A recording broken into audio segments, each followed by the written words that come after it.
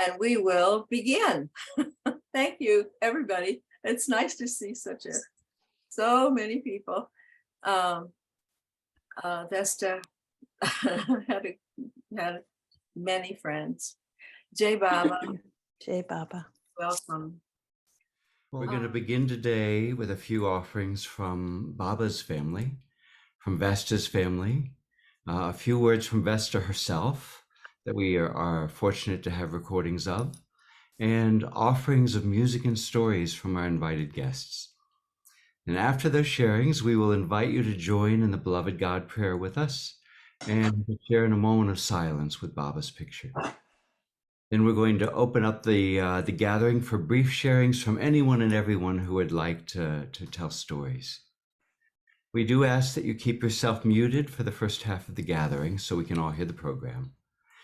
Also, please refrain from raising your hand until the open sharing period begins.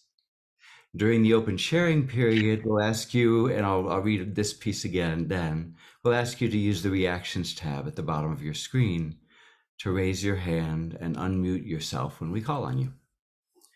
So just a few words about the spirit of our gathering. After the death of his brother Jamshed, Meher Baba said, "Die such a death that you will not have to die again. Die, all of you, in the real sense of the word, so you may live ever after. The stopping of breath and the absence of pulse are not real dying. It is no use letting your earthly body die. All your desires and longings should die. That is, seek out the death of Maya first and become sanskara-less. Then alone you will have died the real death and have been born into eternity." We're gathering today to celebrate Vesta's life, but even more than her life, her dying into her beloved Meher Baba. Even as she suffered tremendous agony in her dying, she discovered the true meaning of Baba's infinite mercy. And even as we grieve her loss, we celebrate Vesta's gain. As Kitty Devi once said, Baba always encouraged us to face the death of our loved ones, not with undiluted sadness, but with an alloy, a mixture of happiness and sadness. Sadness for our loss, but happiness for their gain. And as Baba said, if you have love for the dead, it should be selfless. The dead do not want your expression of sadness. Manifest such love for them that they would be pleased and at peace. If you want the consciousness of their souls to progress, express selfless love. With that in mind, we invite you to join us in a spirit of harmony and to express our selfless love for Vesta, and through her, her beloved Meher Baba, and the beloved of the beloved Mera. So we'll begin just by sharing the beautiful image that was made as a tribute to Vesta. And then we'll have a reading from Rustam and Sorab, I think is next after that, but we'll just show this beautiful image first.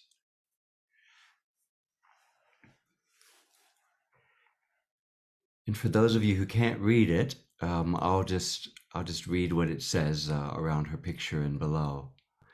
This is a verse from Psalm 73:26. My flesh and my heart may fail, but God is the strength of my heart and my portion forever.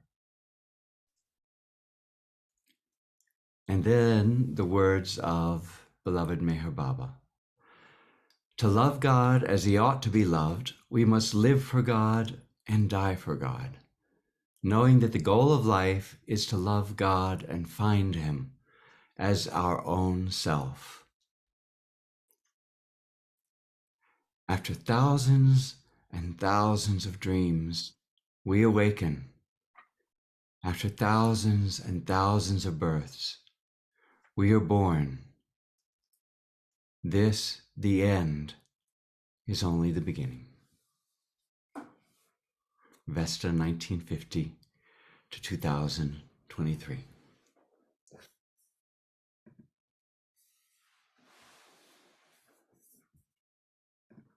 And this was created by an artist named Afsane, and sent to Vesta's nephew, Christian, saying that if he wanted to use it, he could. Christian's with us today. So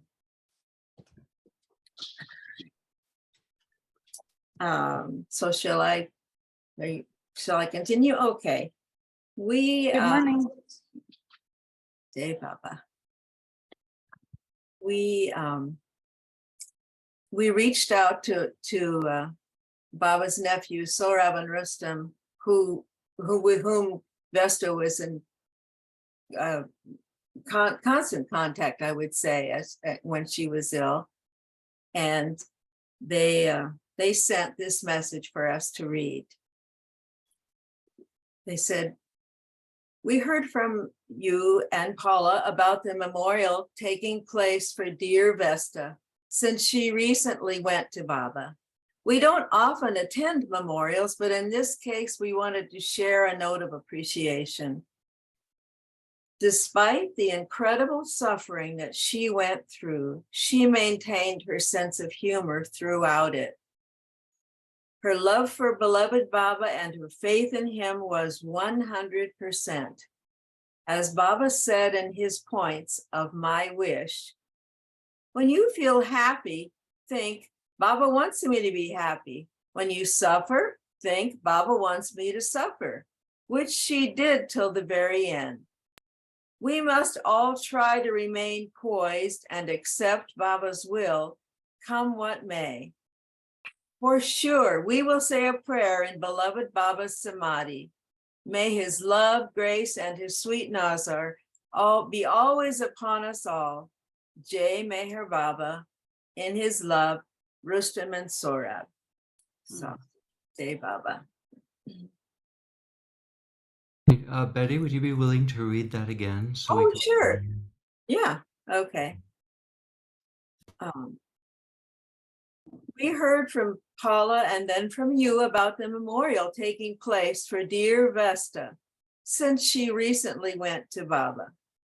We don't often attend memorials, but in this case, we wanted to share a note of appreciation. Despite the incredible suffering she went through, she maintained her sense of humor throughout it. Her love for beloved Baba and her faith in him was 100%. As Baba said in his points of my wish, when you feel happy, think, Baba wants me to be happy. When you suffer, think, Baba wants me to suffer, which she did till the very end. We must all try to remain poised and accept Baba's will, come what may. For sure, we will say a prayer in beloved Baba's Samadhi.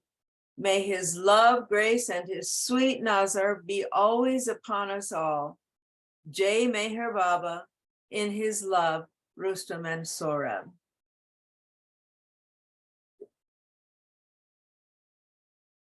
So now, Hunter, do you have a Yes. presentation? I'll just say a couple words about this. Vesta, one of the ways she kept her spirits up often in the last few months was to join Artie, usually to come in towards the end in the free sharing period.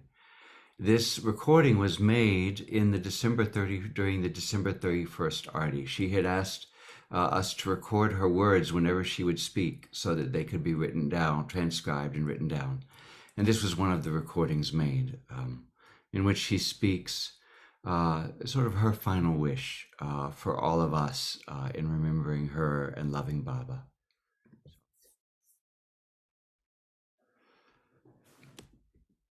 My world is complete. Yeah. I'm more afraid of displeasing the master than torture. When I'm dead and gone, always remember that, just all I care about is that knowing that I kept a sense of humor and tried to have a light heart with my master as he poured his love into me. That's all I want to be remembered by. That I tried to please him. I tried to keep my sense of humor. So that's good. That's all.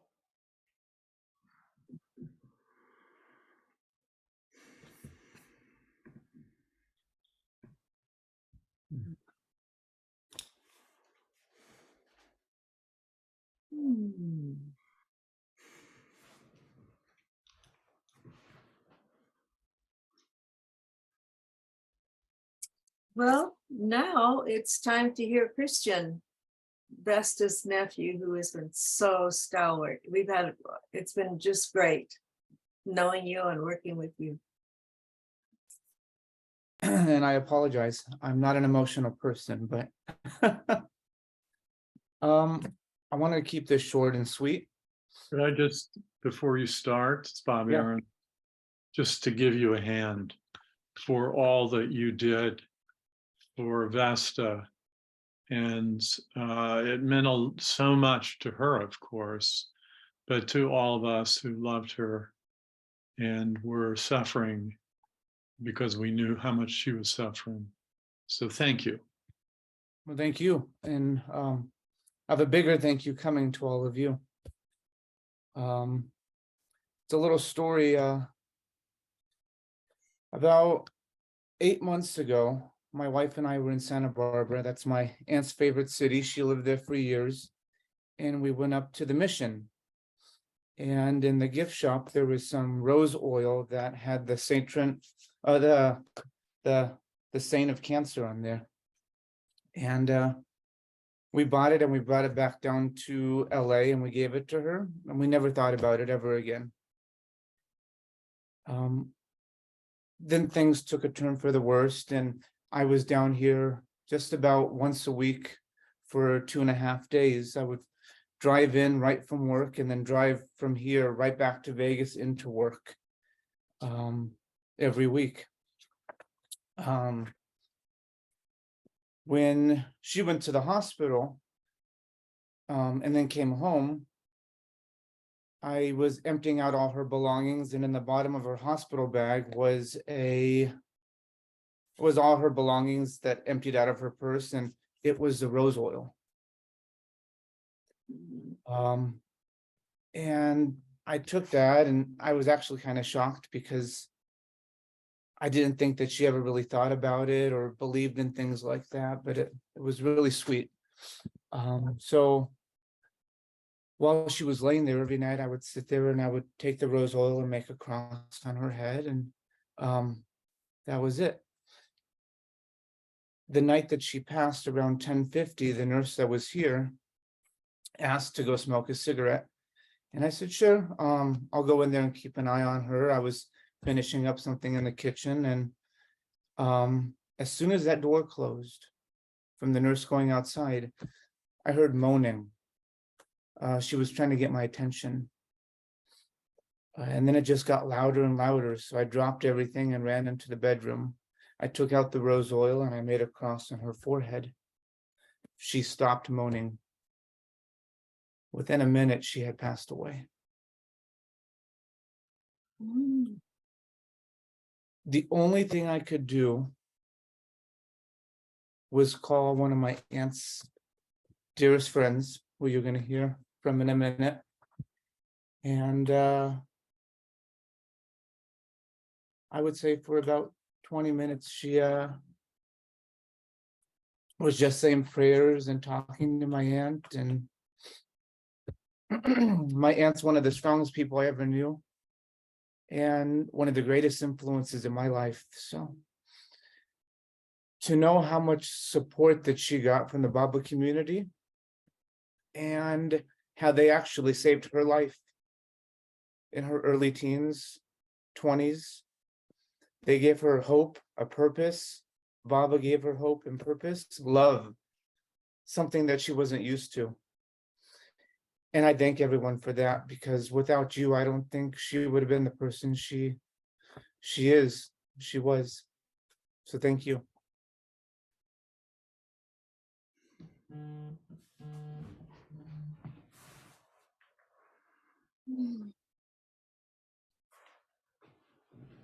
Thank you, Christian. The devotion and the strength that you showed were extraordinary, and you love the way that we all aspire to. So thank you for giving us the gift of your loving.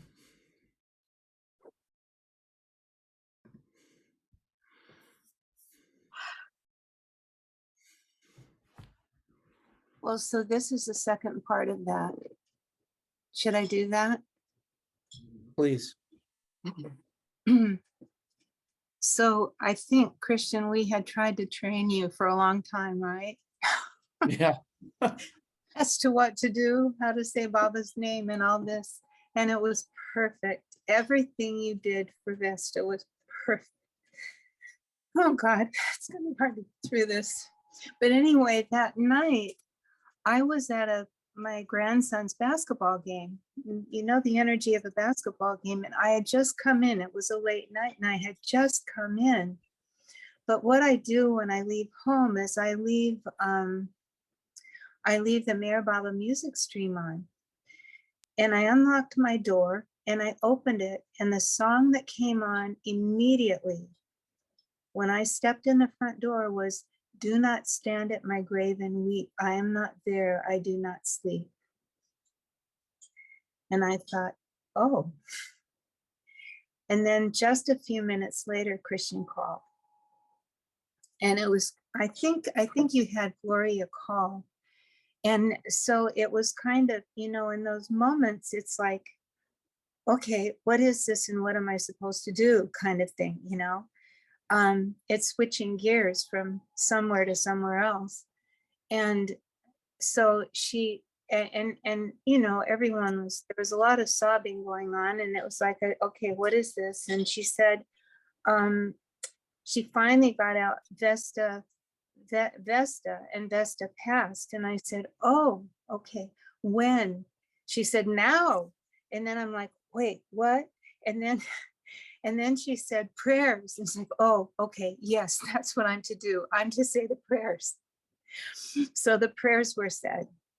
And then some other things were said too, whatever, you know, whatever Baba wanted to say, I hope he said it through me. But because I think one of the things I said was in those moments, Baba is the only comfort, or Jesus, you know, because Christian and Christian loves Jesus and so does Gloria, you know, they love him as Jesus. So that was the way that happened. And then there was silence and then it was, we let go. So that was that part. But it was pretty interesting to walk into that song. And that was Vesta and Baba. Jai Baba. Jai Baba. Oh. Well, I think now it's time for Melissa to read a eulogy that Rick Chapman sent. He couldn't be here with us. Vesta Clinton, Meher Baba's Viking. Vesta Clinton had some outstanding genes in the Sanskaric sense, inasmuch as she ended up being one of the first Westerners to live and serve in the home of the avatar of the age, after he had dropped his physical form. Although, as Vesta Clinton, she missed meeting the Christ in person in his most recent advent, she had the unique and enormous blessing and privilege to live intimately among his closest disciples at Maharazad and to serve them for several years before it was commonplace for young pilgrims from the West to turn up at God's home in India. Few, if any, who followed would have the same access and opportunities to live with and serve the most important souls in the entire spiritual hierarchy. Her stories of life with Meher Baba's Mandali, his closest resident disciples, are richer and more colorful than anyone might imagine. And indeed, she may have, as Erich would say, embellished some accounts just a bit, but they all carry a zeal for serving the Master and a nostalgia and longing for those early days that cannot be found elsewhere. Vesta's Nordic background provided her with an honest claim to the name Vesta the Viking, but her demeanor definitely joined the party as well. She had an awesome energy for all things related to Meher Baba, and she occasionally wielded like the club that fellow Viking Hagar the Horrible uses to subdue his enemies. predictably resulting in many sore feelings as she righteously trod on the toes of those in her close contact. She served the Avatar Meher Baba Center of Southern California as president for a time, lovingly and often expressing her wrath as and when she found things out of line with what she thought would please her beloved. Still, it was difficult not to stay tuned whenever she had the actual or virtual stage, just because of her extraordinary passion and her inevitably Baba-rooted point of view. Toward the end of her life, Vesta suffered as few in our acquaintance have ever suffered physically. Her endurance of her pain went hand in hand with her acceptance that whatever she experienced was nothing other than Baba's compassion and kindness. She remembered him and took his name constantly through the endless sleepless nights and the continuously agonizing days, regardless of how disabled her cancer and the treatments for her cancer had made her. In that regard, she died heroically, Meher Baba's to the very end, and leaving her many doctors and medical helpers nonplussed with her total, unshakable reliance upon her master.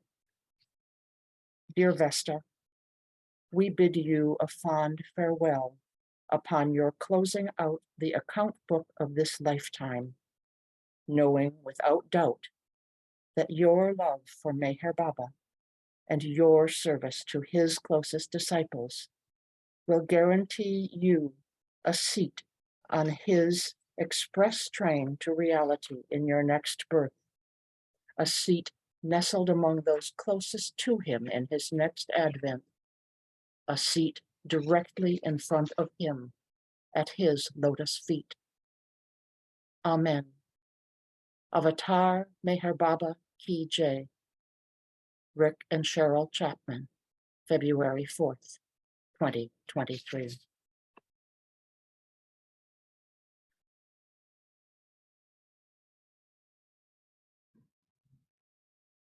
Thank you, Melissa. That was beautifully read. That was a wonderful eulogy.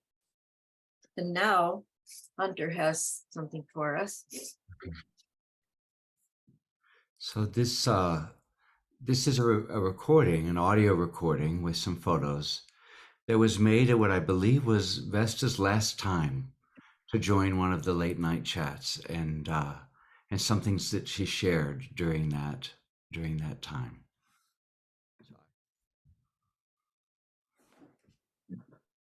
You know, the song that Mara had me sing when we went to the Samadhi? What? Okay. Nearer, my God, to thee, nearer to thee.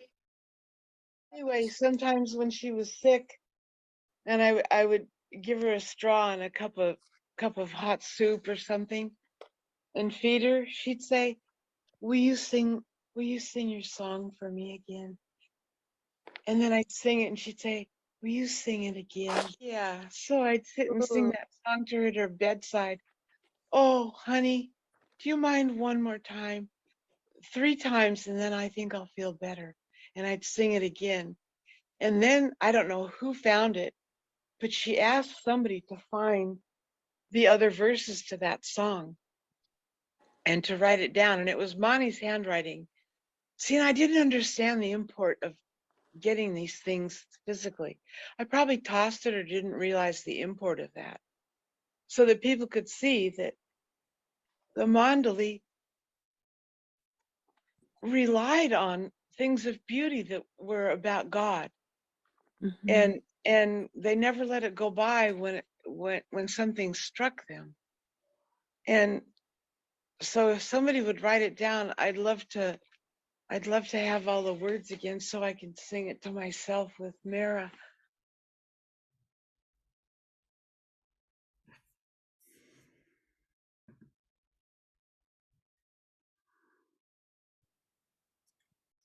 And with that, perhaps Jim, you could respond to Vesta's request.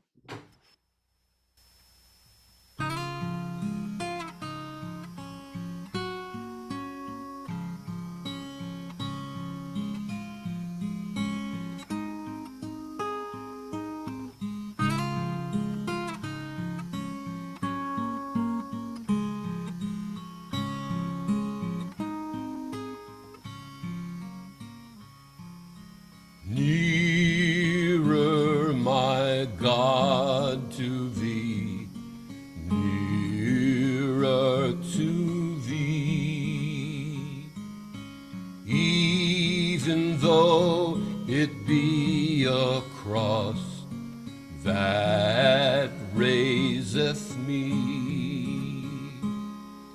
still all my song shall be nearer, my God, to thee, nearer, my God, to thee, nearer to thee.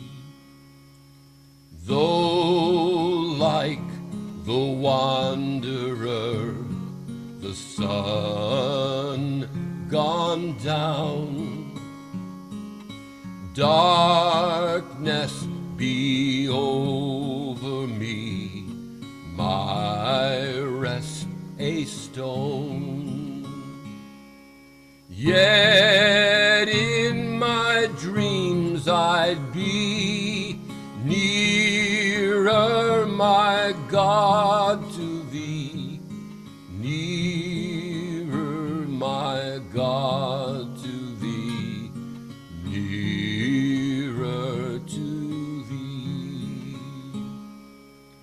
There let the way appear, steps unto heaven. All that thou sendest me in mercy given,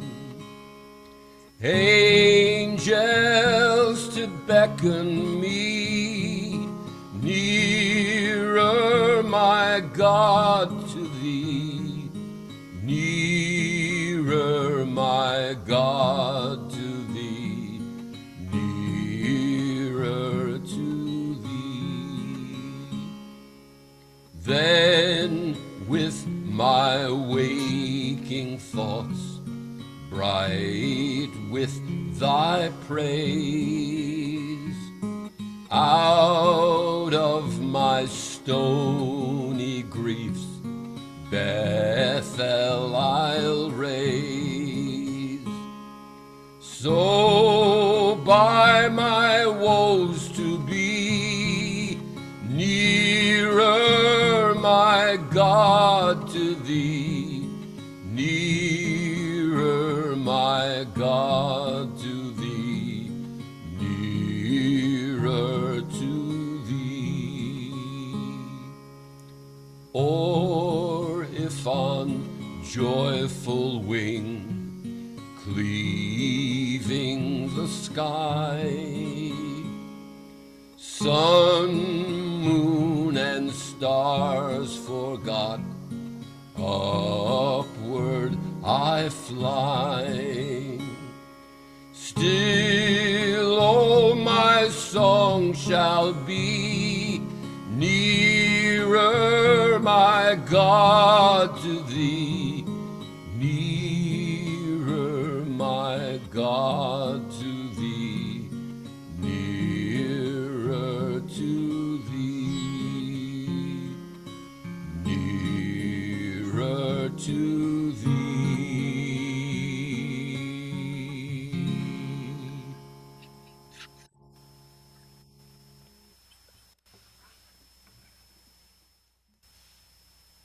That was beautiful, Jim. Oh, let's. Here, Baba. Now, Ruthie, are you here, Ruthie? I'm here. All right. It's time for your wonderful artwork. It's just some photos and some music celebrating the life of Vesta Clinton. J-pop, everyone.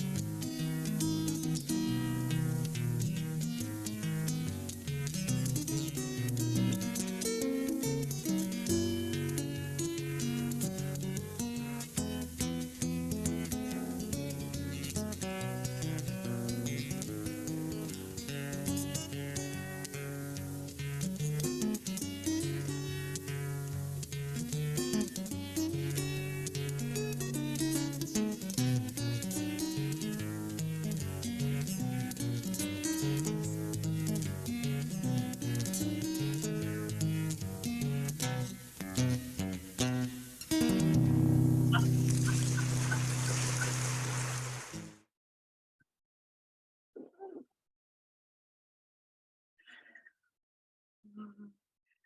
glad you have the audience clapping at the end, Ruthie. That was perfect. Oh, that was wonderful. Well, now we're at the guest speaker portion of our program. And Melissa, if you're still here. I am here. All right. First, Ruthie, thank you for that very moving, beautiful, beautiful show. I really appreciated it, every moment of it. I never met Vesta in person, but I had many long phone conversations with her after Elizabeth Eiler had suggested we might enjoy one another, and we connected. Indeed, we did. And I loved her stories of her early times at Marizod. We had plans for me to visit, and she hoped I would take her to the Getty Museum when she was feeling better. It seemed to buoy her spirits to think of the outing. But alas, the course of the disease and the treatments made fulfillment of that dream impossible. Still, we felt close to one another. She found that I was willing to witness her accounts of the details of her agony without flinching. And having someone to whom she could express her situation in detail at least relieved her aloneness to some degree. I know that many others also played a similar role. She knew she could count on attentive care from Christian, and always looked forward to his visits. Persia Rose and Sojourner Truth, her two Dobermans, were great companions to her, and her love of Baba was her ultimate sustenance. It was a real privilege to get to know Vesta, even if only remotely. I'm grateful to have had the opportunity and to have spent some time today with all of you. May we all hold as fast to his Daman as Vesta did. Thank you. Thank you, Melissa. And now Ursula, we'll hear from Ursula.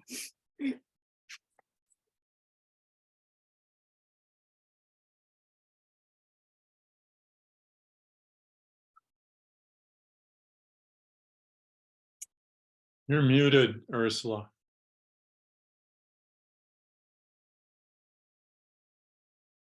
Hello, There. thank you.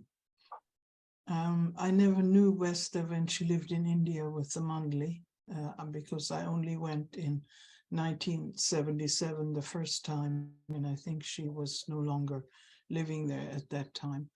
But first time I met Vesta, it was at the Pilgrim Center. We each had individual rooms, single rooms on the outside toward the garden. And they were opposite each other, and I was in my room with the door open, and in the room opposite, somebody said, psst, psst.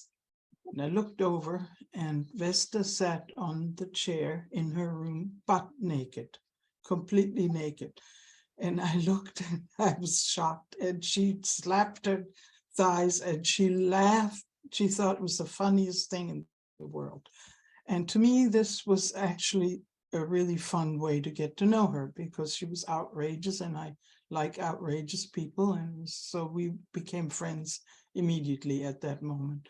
And she would tell me her stories. As you all know, some of them, they were endless stories, but some were just so moving. And the pain that she had experienced in her life when she had been in Santa Barbara, and she had endured rape, as you probably all know. And she would talk about that, and then how the women Mandli saved her from that, and her experience with these women, the love that they gave her. But at the same time, it wasn't just love, it was also just teaching. She told me one story where she had done something that the women didn't want her to do, and Arnavas actually slapped her.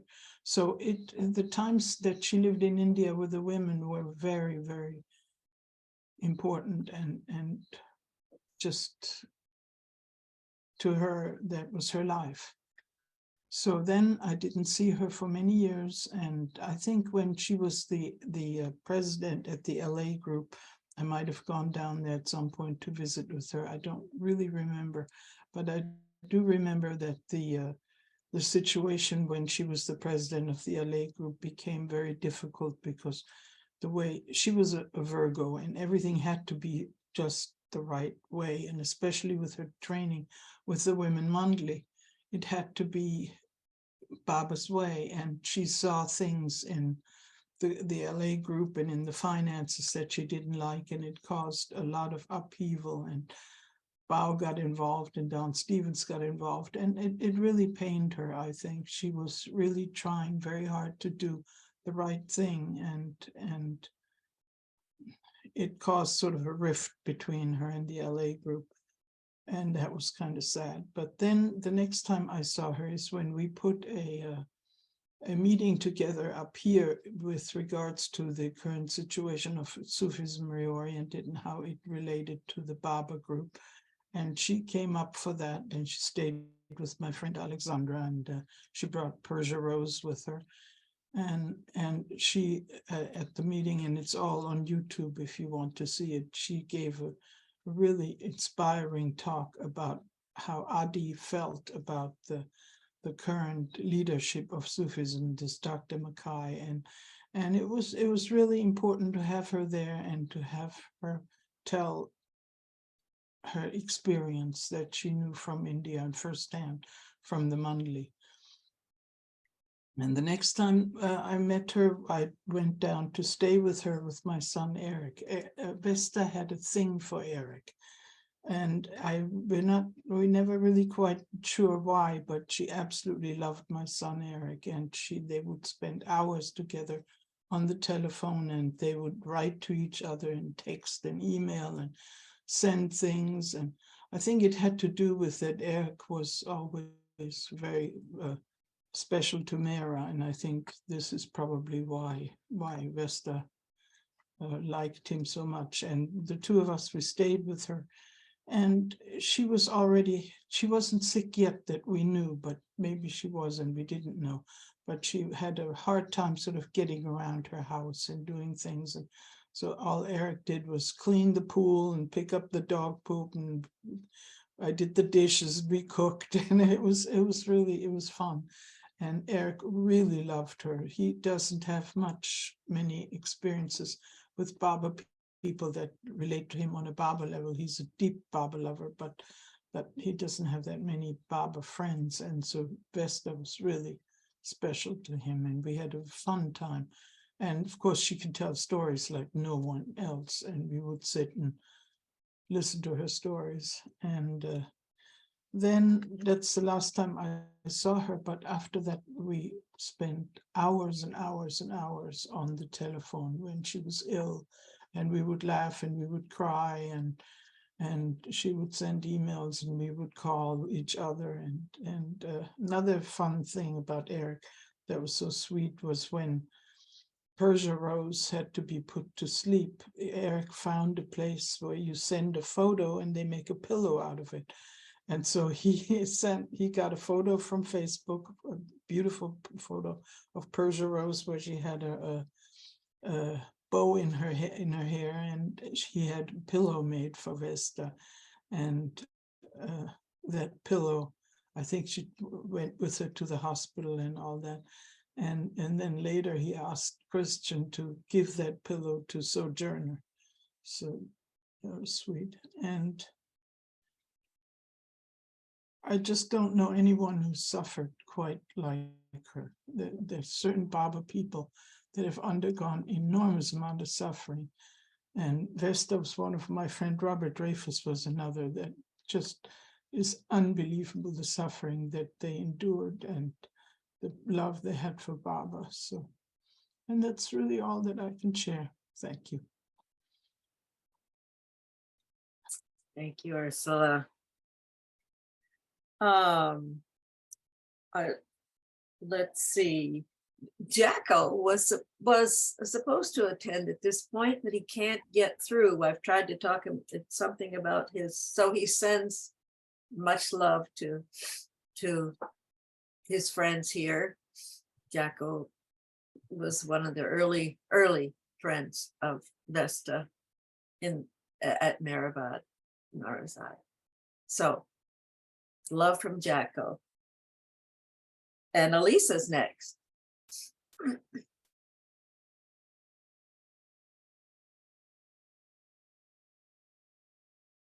Hi, all. I'm sad Jaco's not here. I was actually looking forward to hearing Jaco's story, because actually the very first time I didn't know Vesta at all until actually that meeting that we did that Ursula referred to in Berkeley. And I remember the first time hearing her name was when we were in India and Robert mentioned something about Vesta leaving to marry Jaco. And so that it was always this impression of who is Vesta, you know? But I did, I just got asked to say something yesterday. So I think it's just gonna be a little bit all over the map.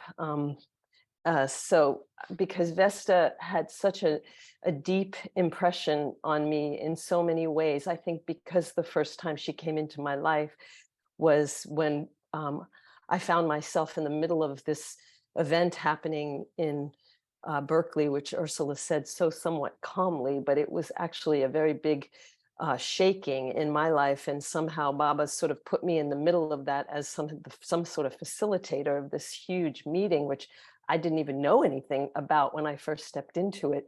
I think in part because I had been married to Robert Dreyfus, who was involved in that in the early years. But anyway, I was quite scared, but somehow felt Baba wanted me to do this and got involved with all of these very strong people, Ursula included, and Vesta and Peter Booth and Clive Adams. And I was like a babe in the woods here. And then even Mera Ajani had come from India to be part of this. So it became quite a long event. But Vesta, we worked very intensely for like 6 months in preparation for this event.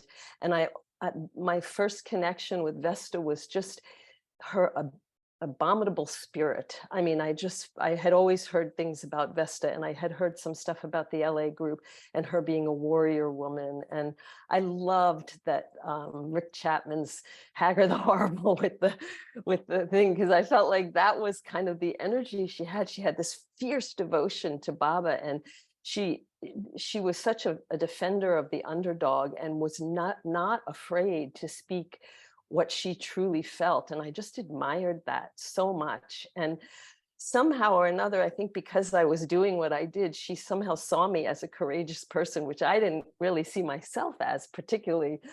But we had this bond through that. And throughout, since that time, she really buoyed me a lot in that time, because she just was so, this was the right thing, and so fierce about it that it kept giving me courage.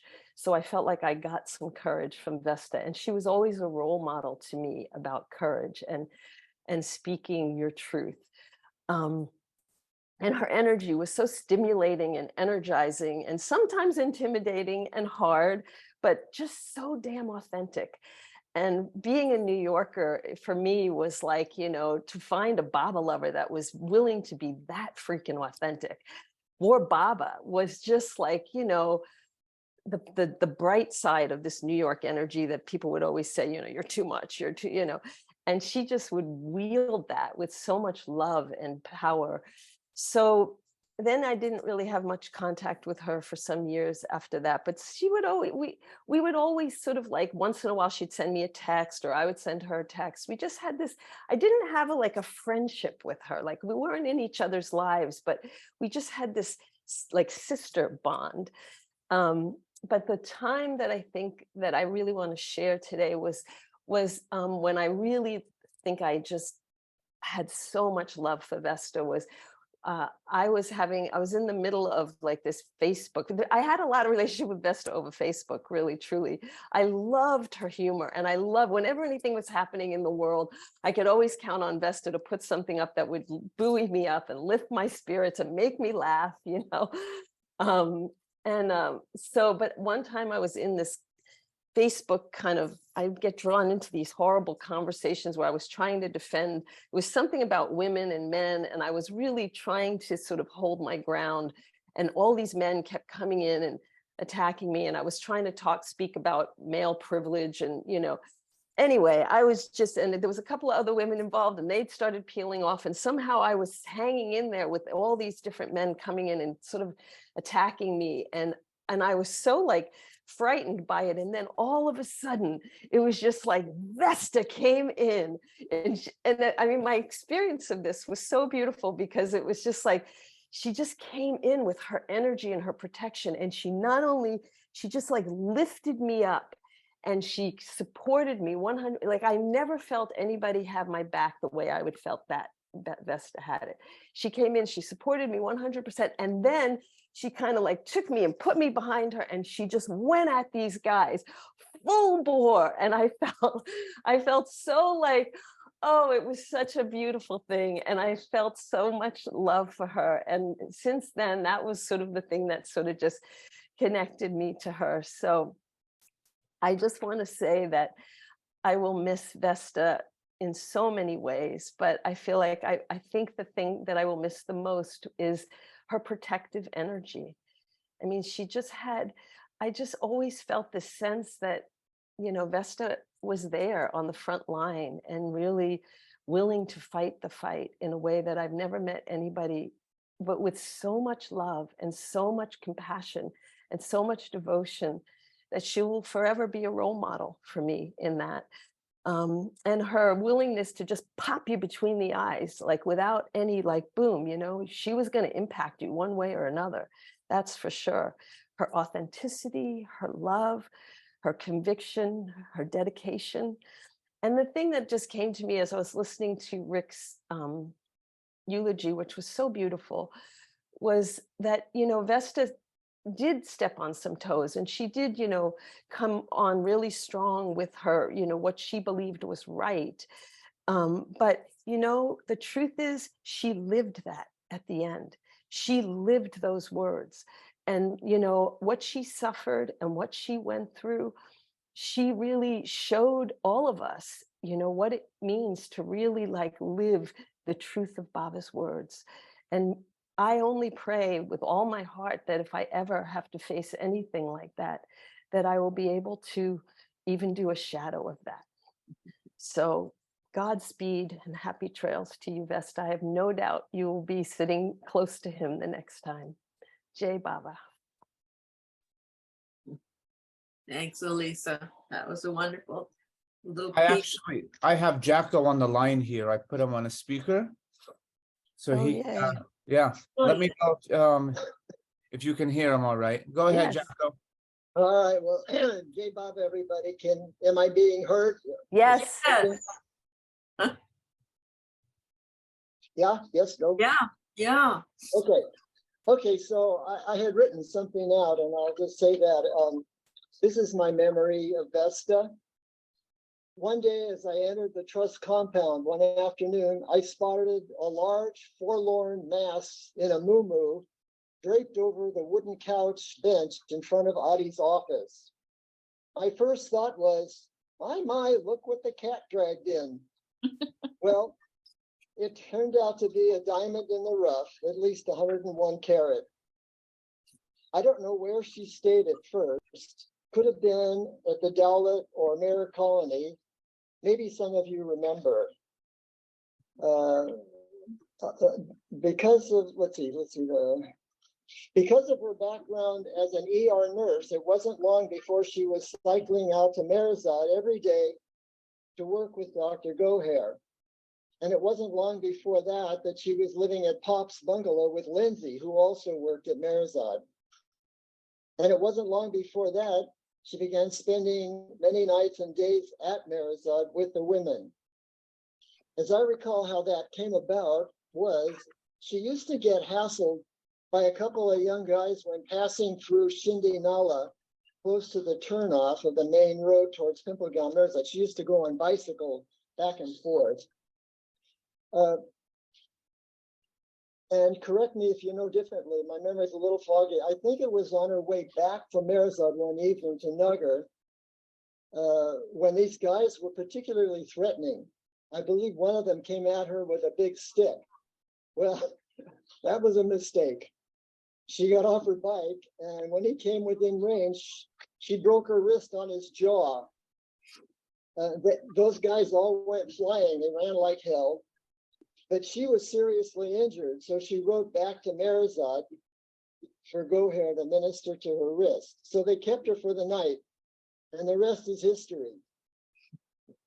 She endeared herself to those women so much, and Mara became very, very fond of her. Vesta had a way of bringing anyone out of the doldrums and make them laugh. It was a unique gift, especially in light of her troubled past, which haunted her a lot. Mani had this saying, people think Baba is peace and quiet. They're wrong. Baba is, even if you're going to pieces, keep quiet.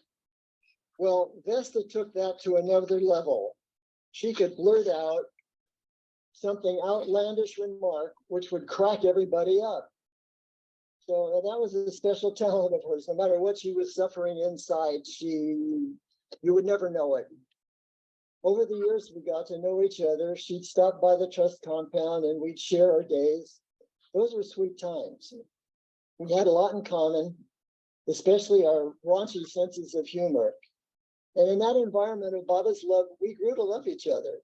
We decided to get married there.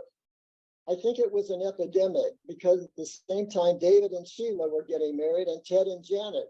Pretty crazy time. Every time Vilu saw us together, she would say, odd couple, odd couple, odd couple. Anyhow, we did get married. We left with the intention of going home to visit our families. Our homes in LA were only 10 miles from each other. And we were going to go back to India to continue our work in India. We had a Jewish ceremony at my house and a Lutheran one at hers. And on our way home from India, we stopped in Paris to visit my relatives and Norway to visit hers. I'd never been to Norway. It's beautiful, and the people are warm, friendly, and generous. I think it's a place where Baba sends people if you've had for R&R after a very difficult lifetime, because it's so special, it's so beautiful, so easy to live there. And I think if you've had a rough time, you get a little break between lifetimes by sending you to Norway. That was my feeling. Long story short, you know those dust storms that come up in the Sahara out of nowhere? Well, so it was with our stuff, and it was overwhelming. So after a month in LA, we split up. She went to Santa Barbara and I went into therapy. 9 months later, we made it official. Baba works in unusual ways, but the result in our case is, after all these years, a clear, loving connection. And I miss her. I miss her being on this side of the fence. So, but I know she's in a great place. Good luck, Vesta. Love you. Hey, Baba.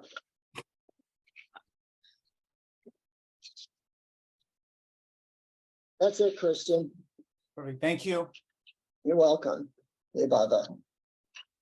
Christian, you're a hero. You figured that out. Is it you? Did he call you? Yeah, he called me. Awesome. What a smart boy. I got that from Tante Vesta. That was great. Thank you.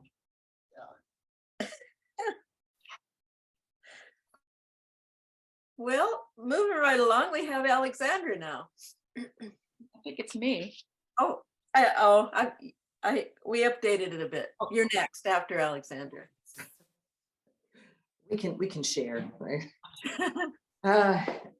Dear Vesta, well, as many have said, you were truly a Viking warrior. And, you know, those of us who knew Vesta, you know, not only was she a 6 foot tall woman, she was really larger than life in so many ways. I mean, there was nothing about Vesta that was neutral or small, but her presence was tremendous, and you just couldn't miss it. So the first time I remember meeting her was, decades ago at the LA Sahavas when they used to have it up in Pilgrim Pines. And I remember her sitting up on the stage in the meeting room or whatever, and doing this sort of spontaneous, impromptu monologue and thinking, this woman should be a stand-up comic. I mean, she was incredibly funny, ridiculously irreverent. I mean, here she was at the Baba, gathering and just telling these outrageous jokes, kind of like when she showed herself to Ursula naked in Pilgrim Center. But so she had this incredible quality of being so sincerely devotional and very, very irreverent. So, I never really got to know her that well until that meeting that Ursula and Elisa referred to a few years ago, whenever that was. And she stayed with me for a few days. And that's when I really got to know her. And then I got exposed to some of her stories and her memories of these intimate times especially with the women Mandali, and her incredible passion for all things concerning Meher Baba. And to connect with her around those memories and those stories was very moving and also delightful. Another thing that we shared was our love of dogs. I mean, she and I had countless conversations about dogs and how fortunate we were to have these dogs in our lives. And we would send pictures of our dogs to each other and anecdotes about them. And so that was always a fun point of contact, right until the end, when she had to let go of her wonderful dog, Persia Rose, who she loved so much. She and I shared a deep love and loss of our beloved friend, Marianne Barnhart, who died last year and went to Baba. And that was just another thing that we shared. Still, I was kind of shocked a couple of years ago when she called me and gave me the stunning news that she had just been diagnosed with cancer. And for some reason, I will never know why, except that something karmic, I was the first person that she told when she was diagnosed. And it just was something that came, and I just felt like, well, that was just some sort of sacred trust that was given to me, and that I had this charge to sort of help her carry this very, very difficult information and this experience that, as many have said, was so very intense. And I think that Vesta, she had many of us that she shared different parts of this experience with. And somehow that really worked for her, even though she was by herself through most of it. She had a lot of people that she was in touch with. There were very many dark times throughout this period of her illness, during which she just needed to be heard, and she knew she could call me and tell me whatever. The magnitude of her suffering was, quite frankly, like nothing I've ever seen or heard before. It was so severe and so intense. And her strength to endure it was quite phenomenal. What shone through until the very end was her unwavering acceptance of Baba's will. She believed throughout the course of her illness that she would recover and that she would beat this cancer, but she was always ready to play the hand that Baba dealt to her. So when she passed, in a way, I was relieved that she was no longer suffering. and she was free of the body that had been causing her such terrible pain. But at the same time, I miss her. I miss my friend, my Baba sister. The victory is his. Jai Baba. Hey, Bob Alexandria. Thank you. And now we have Renee. Oh, thank you. Thank you. So many of you have already expressed what's been in my heart. And it was great to hear from Jaco, because one of the times that I got to know Vesta was right away, early days in India, when I arrived for a longer stay, and suddenly there was this new presence on the block, this phenom, this energy. And just to give a little context to that, up until that point, the first couple of years after Baba passed, dropped his body, Mara was very, very sad, and we were all tiptoeing around and very gently and carefully, and and I think Vesta brought this energy that Mara really appreciated. It was like it normalized life again. She was so authentic. She could tell Mara jokes, and Mara, we were all like, whoa, we can joke with Mara now. We can have this other kind of conversation now. And suddenly, I think she brought with her a certain light that began to open up everybody's ability to sort of just be authentic with the Mandali, who were always very authentic with us too. And there was a lighthearted spirit that showed up. And that's all I can explain it, because what would happen, for example, is we'd be on the bus going home, going back from whatever intensity we were having at Marathon. Of course, we spent hours and days there practically, but there would be Vesta. Always PC jokes, sometimes a little risque. And we were all like, whoa, is that spiritual? Yes, the answer is yes, because Baba loved play. And it reminded me of, years later when I was living in New Mexico, and we'd go to these Native American dances that were very sacred dances. But the idea is that there's always somebody there, the joker, who nudges people, tells a joke, keeps it from getting too ponderous. And of course, we know Baba did that too, with, the sudden clap of the hands, and now let's play a game. And so I felt this balance of energy that she brought, because she made Mara happy, clearly. And there was a shift going on during that time. And I'm at first it was a little bit daunting, what's going on here. But then as we got to know her, I got to know her. I just really appreciated all of that, and always tried to find a way to sit next to her on the bus so I could, not miss any of those, jokes, whatever they happened to be at that moment. And then we kind of lost track of each other over time, because, life. But we found each other again on Facebook, of all places. Okay. She was taking these wonderful pictures and talking about her, the people she would see in LA. And I don't know, somehow we started talking on the phone again, and connected and bonded over the fact that we felt people needed to know more about the Mandali and who they were authentically, and have a real feeling about who these people were that we had come to love so deeply, and had seen over, a lot of time, and had personal relationships with, and really wanted other people that were newer to Baba, that didn't have that opportunity, to see the Mandali as people that were the most authentic people we probably had ever met or would ever meet.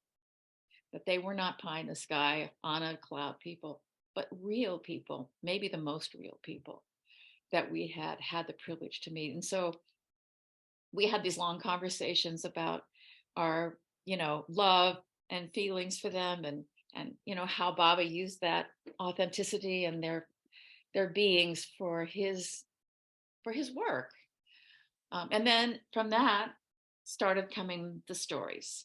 And sometimes there were conversations about, really, is that story? Do you think I should tell that story? And I'm like, yeah, you should tell all the stories. Just tell the stories. It's time to tell all the stories. Even the ones that were kind of difficult. Yeah, even those.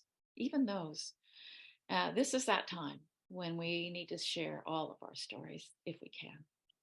Maybe to be brought out later, I don't know, just a word to the other people here who've been around a long time.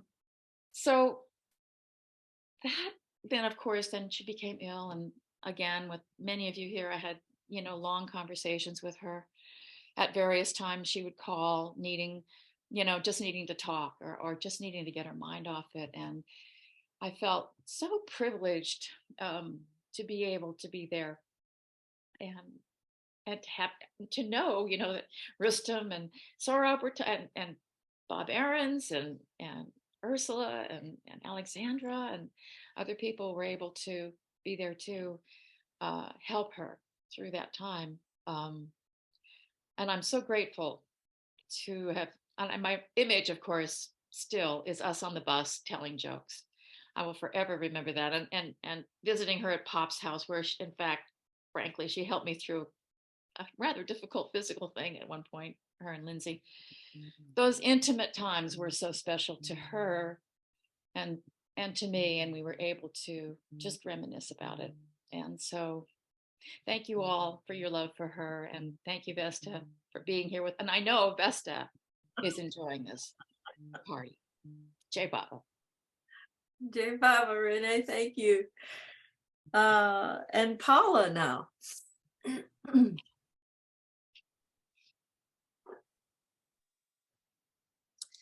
Well, you guys are a hard act to follow. So Vesta kind of picked me out of a Zoom meeting. And I don't even know how long ago. I fell in love with her when I first read The Midnight Ride to Amanagar years ago. And it was like, wow, she's really something. But I knew she had all these different circles of people that she was sharing all this with. And we were part of a different circle. Bradley and Hunter and Betty and Helen and I, in the last parts. And it was trying to listen, just trying to be there. I just wanted to be there for her. I wanted so badly just to go down there and just to be there with her, and that of course wasn't possible. But anyway, so I just, I think what I want to do is couple days before she went to Baba, I live on an island and there are a lot of eagles here. And a lot of times I'll be driving along and there's eagles above me, and it's usually when I'm talking to Baba or trying to work out a problem or something like that. But anyway, I was driving down the road and on the ground there was an eagle, a bald eagle, and they're incredible. They're incredibly beautiful, majestic animals. And there's this bald eagle and he's on the ground and he took off in front of me and he spread his wings and I'm looking at him from the back. And I had been thinking about Vesta, and his tail feathers were really big. They formed a really wide, beautiful, pure white triangle of feathers, pure white feathers. And he took off and I just watched him take off. And what I was thinking about was eagles are the only bird that faces a storm and they fly into a storm. They challenge a storm. They go into it and they use the storm.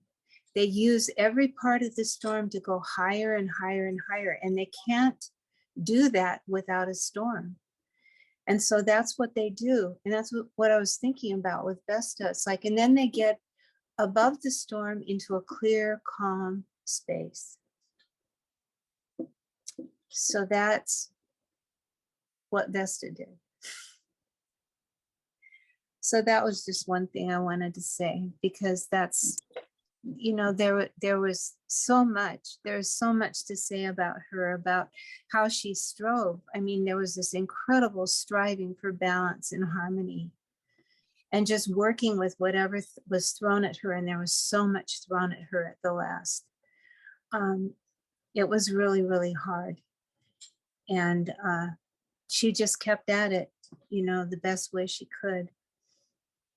but she really, with Baba's help and Baba's grace. But anyway, so I wrote this, you know, like the next day or something. Vesta, my sister, I waited for you my whole life to show up. You sure took your time. When you did, you galloped like thunder on your snow-white Viking steed, right into the depths of forgotten loves and losses and memories. How could it not be so? Because I loved you instantly with all my heart, purely beyond all reason.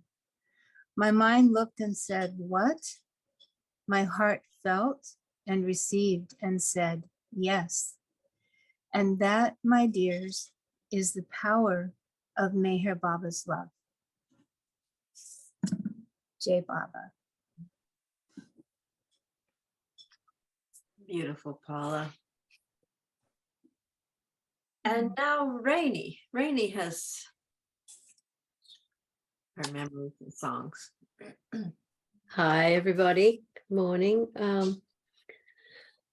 I remember first meeting Vesta when in India, because we would go every Amartithi, often with Francis, from 1973 on.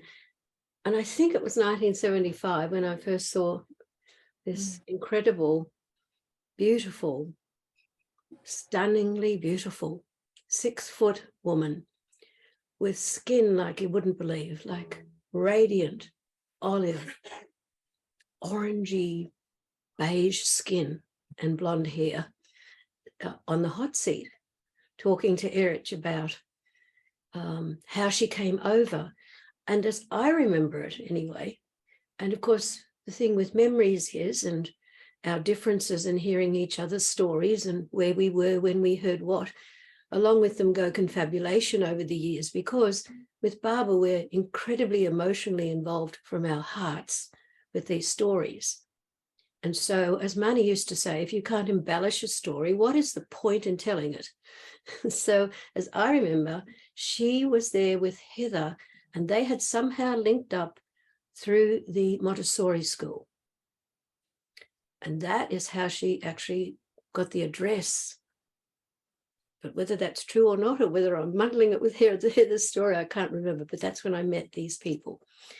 And so then each year, for I think it was 3 years, we would see her at Mehrabad, with Dr. Alu at Pop's house, with Lindsay, and then with Jaco. It was all, and I had a year in between my 6 weeks there every year. So it was like, oh, this now, oh my goodness. And of course she would talk about everything. Nothing was a secret. She did not like secrets. And so that's when I first met Vesta, and then re-met her again when I came here to live, actually the second time in 89, that she LA and involved in the LA group and a realtor and so on. So when this whole situation came up of her being so sick, I hadn't realized she was so sick. Unlike Alexandra, I just thought, what on earth is this all about? It's bliss and then it's heartbreaking. But then fortunately she switched into telling the stories for all of us. That was just wonderful. Also for our reflections or learning new things. And she was so good at elaborating them and sometimes exaggerating them. And so I just thought I'd do what everyone else did and donate some money to the first fundraiser. And I get this reprimand in a messenger, don't you dare send money, Franny's money, to me. You know, I mean, I'm suffering a bit, I'm a bit sick and everything, but Mera wouldn't like it if you sent any money that would be for Franny, who is a Baba lover, who is developmentally delayed, who is chronically ill and sick all the time and takes 4 people to care for her. Don't you dare send any money to me. And that really, really shook me out of it. You know, she can cope. She's Vesta, for God's sake. She'll get through this. She'll get through this. all she wants to do at this point is obey. Obey me and ask me for no thing. To ask is to make me your plaything. Be brave and accept yourself as but one drop of my ocean's spray fling. Stop craving now for so-and-so thing. Just leave it to me and all day sing my name, and with brave heart accept your dropness of my ocean's spray fling. Mark how the bright stars at night low swing, on their way up to man, thus obeying the word of my love, for they too are all drops of my ocean's spray fling. I speak my fair words for your knowing. Drop lovers of mine, either way sing, so that you yourself one day will become the ocean and its spray fling. Obey me and ask me for no thing. To ask is to make me your plaything. Be brave and accept yourself as but one drop of my ocean's spray fling.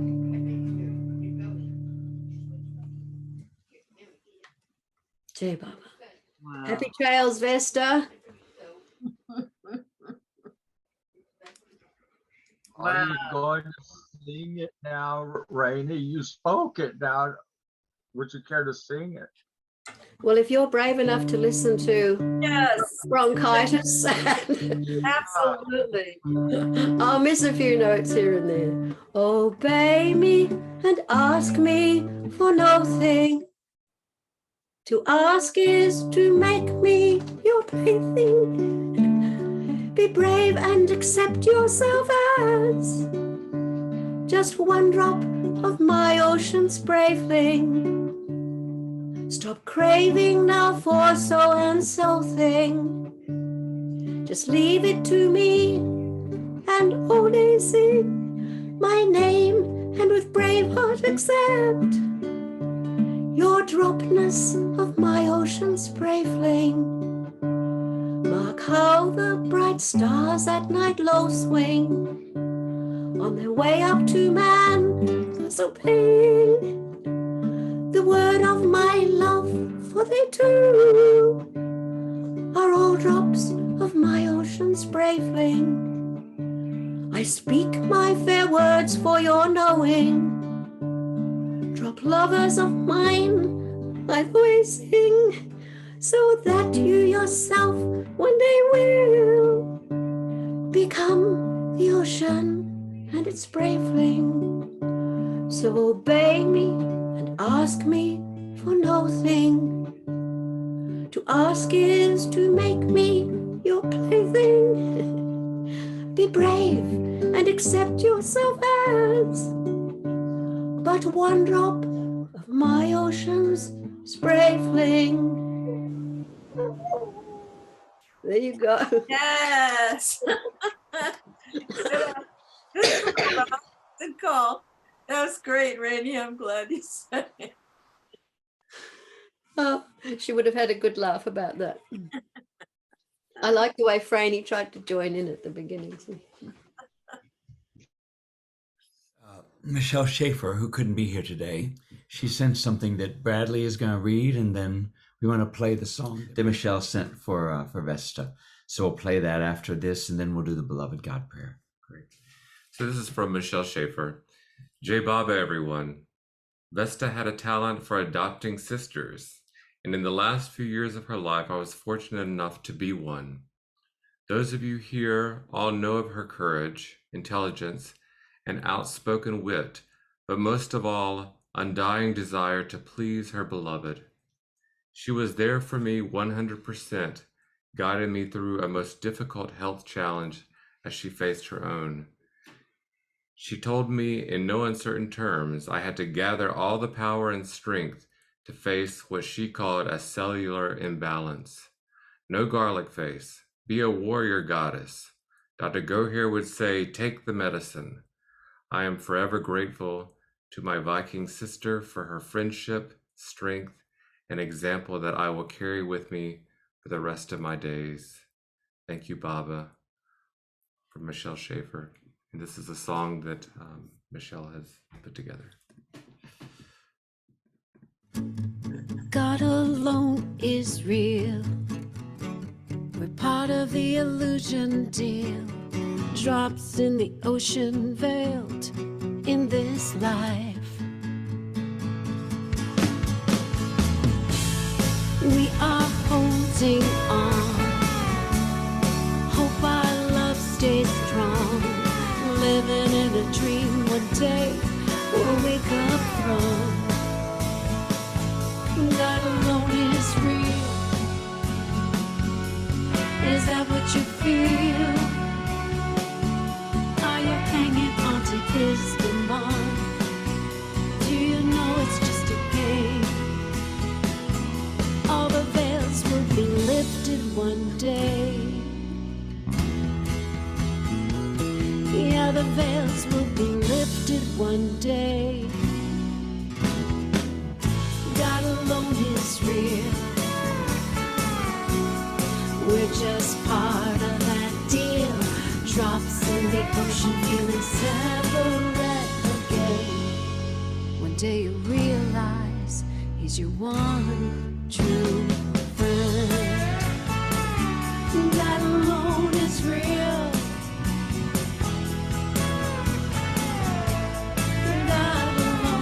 God alone is real. One day the veil be lifted, you'll see the truth. The dream will disappear.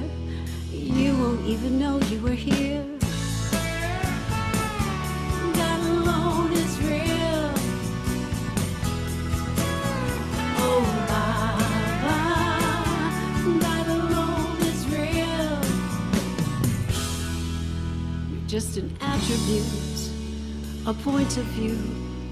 Those sanskaras, they brought you to him, brought you to him, brought you to him. Cross the threshold of his love, cross the threshold of his love, cross the threshold of his love.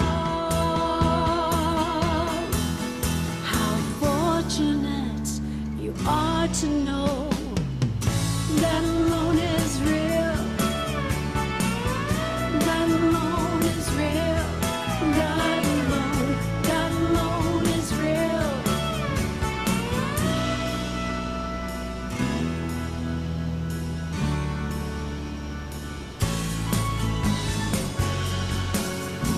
How fortunate he led you to the threshold of his love. He's everything, every heart. He's the one reality. Oh, God alone is real. He's the one reality. Oh, God alone is real. He's the one reality. Oh, God alone is real. God alone is real. God alone is real. God alone is real. God alone is real.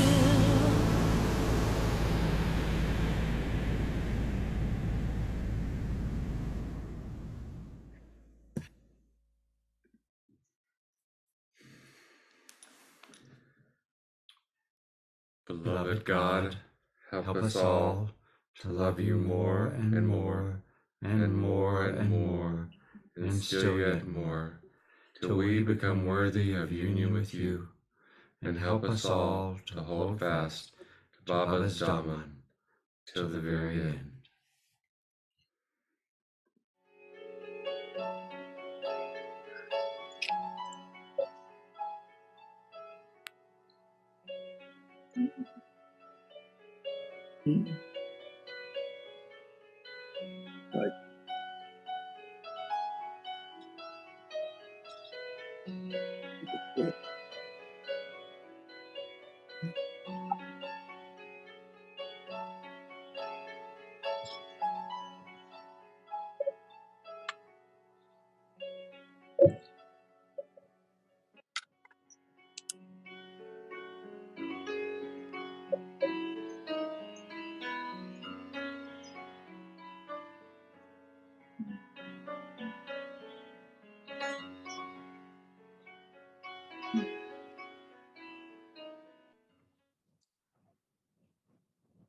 Avatar Meher Baba ki jai. Avatar Avatar Meher Baba ki jai. Avatar Meher Meher Baba Baba ki ki jai. jai. We are now opening up our the floor to folks to share your memories, comments. Oh, good. Rosalie's first. I mean, if we shared all, her stories, Vesta's stories could go on for days. So, yeah, I'll just open it up now, Rosalie. I can't wait to hear your story. Hey, Bob. Vesta and I were born in the same city at different times. I was born in 1942, her in 1950. But I will tell you the name of the city. It was named by the Spaniards, La Ciudad de la Virgen, la Reina de los Ángeles de Porciúncula. It is the city of the Virgin, Queen of the Angels at the gates of heaven. It was never LA for me. Anyway, I met Vesta, my first pilgrimage in 1976. And I just appreciated that she stayed out of my pilgrimage, that she was one of those, a handful that would stay out of people's pilgrimage. That's my feeling about it, because I felt interfered with at times. But anyway, interestingly enough, because Vesta comes from a family that had showbiz in the family. Her father, Jaco Clinton, was involved in movies, and it was actually because of that she heard about Meher Baba. But she said her father looked like a young Tyrone Power. And if you're into Turner Classic like I am, very handsome. Anyway, interesting enough, today on Turner Classic, they were playing Nanochka, Greta Garbo, who has the same birthday as Vesta, not the same year, but she was at Virgo Beauty, and Vesta was a Virgo Beauty, as was Brynner Mel, my dance teacher, another beauty, and my father too. Anyway, it's the only comedy Greta Garbo ever did, and wouldn't you know it would be on the morning of her celebration. Anyway, so I was in India when Vesta was there, and I remember on New Year's Eve, Aditya Rani Baba's secretary let us celebrate at the top of the Sublok Hotel. And I remember Vesta picking me up and setting me on her lap. And I thought, this is a huge being. I mean, soul-wise, she just seemed so big and so hearty. And then she let me sip her drink, and it was powerful.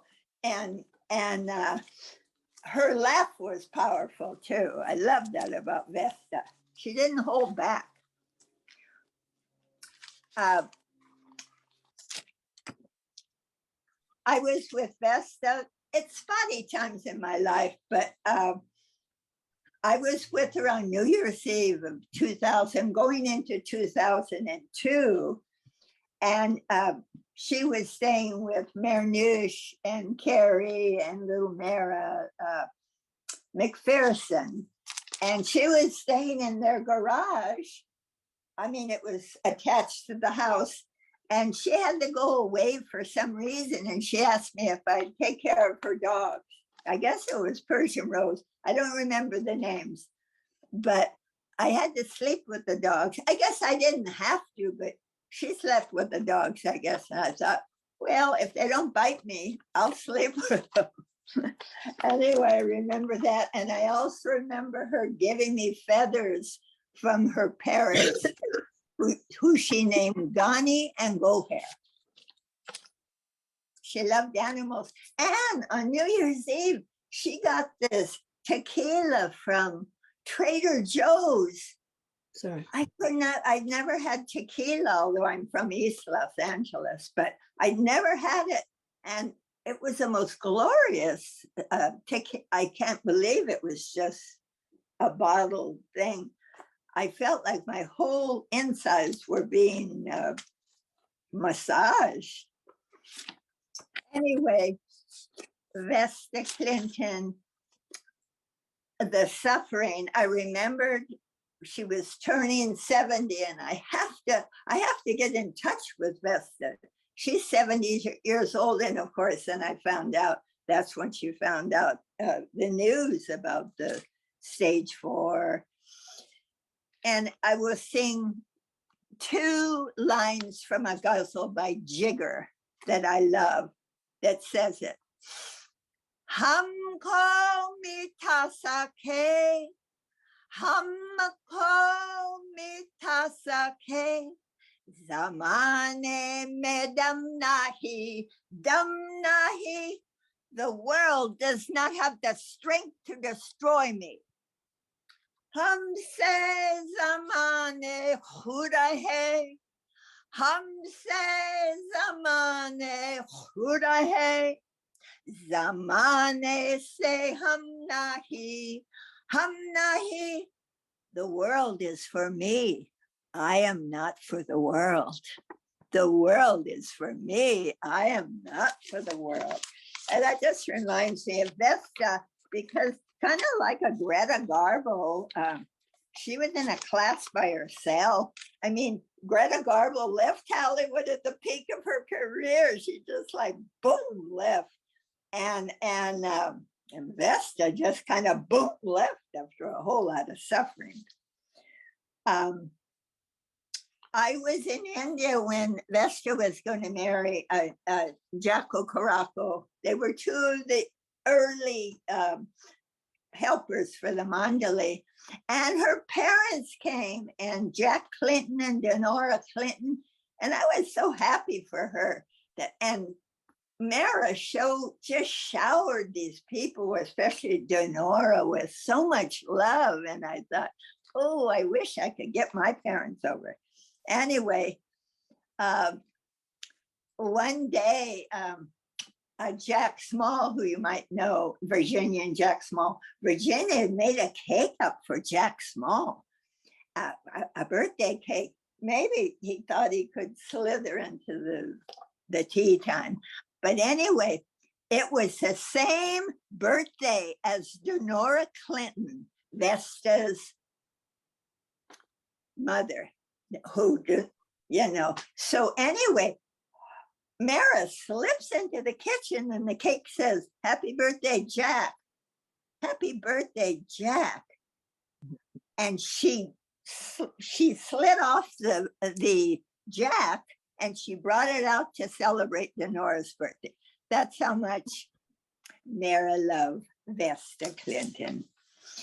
Anyway, I love Vesta, and Vesta, oh, I'm such a chicken about material, physical suffering, that I was the one that would wince when she was talking about it, but just such a warrior. And I don't think of her as the eagle, but I think of her, can you frame me so people can see this? This is a peregrine falcon. This is an exquisite bird. I can, yeah. And they even put it in guzzles. I couldn't find the guzzle, but I remember singing it. So it goes like hundreds of miles an hour and can hit a certain point, just like that Virgo precision. Amazing. So anyway, I love Vesta. Oh, my birds. I got this. I was going to send it to Vesta, but I couldn't get it together to mail something. Anyway, I think it says, Meher Baba. I want Baba. Now, I kind of hardened the B, but I want Baba. And the other, of course, is a peregrine. And I will miss Vesta, but how can you miss Vesta? Because she's like an internal friend. Rosalie, tell us about the treasure hunt. Oh, the treasure hunt. Well, you know, her father was in show business, and I don't know why I just got inspired. I did this. They weren't Baba lovers, but I did this treasure hunt where he had to follow this map, and then he had to lift up the samadhi cover for a surprise. Anyway, I had a Baba locket there, you know, inexpensive plastic, but anyway, so it goes through all this thing, and then he lifts it up. He never took that pendant off. He never took it off, you know. So Vesta, I was Vesta's eternal family link. And I just want to say this Rumi that reminds me of Vesta, like married to God. I am here, this moment, inside the beauty, the gift God has given our love. This golden circular sign means we are free of any duty. Out of eternity, I turn my face towards you and into eternity. We have been in love that long. Jai Baba. Jai Baba. Thank you, Rosalie.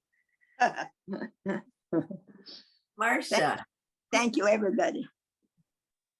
I never got to meet Vesta in person, but I met her on the late night chat with Jeff Wolverton, and I attended the women's tea with her and many late night arties when she was going through the last part of her life. And I wrote this in my journal on February 6, 2023. Vesta passed to Baba, as well as Theus. Both suffered and are joyful now that they've left these old clothes behind and soar in the other dimension of silence and grace, timeless with God, soaring into the sky, looking downward at the trees and all they've left behind, filling the heaven with the scent of mimosa, lavender, and rose. Such joy to behold, both back with our Father as we are children of God. When the time comes, he brings us back to his garden. We will be more, I can't read my writing, conscious of obeying his very command, do unto others as you would have them do unto you. Vesta and Theus were exemplary in their love and service to Baba. Anyway, at the time that I was on late night chats and everything, and when she passed, I was working on a painting, and I maybe I'd like it to Christopher, but I don't know if it's going to show up good. But I was in Sedona at Thunder Mountain, and it's full of Baba, and this came to me, and I felt like when you can't really see it good because it's just anyway, but I felt this came through me from Vesta when she left, you know? So I'm glad I got to meet her, and I knew of her suffering because I've been through similar experience, and she was a real hero. Heroine. Okay, thank you. Jai Baba.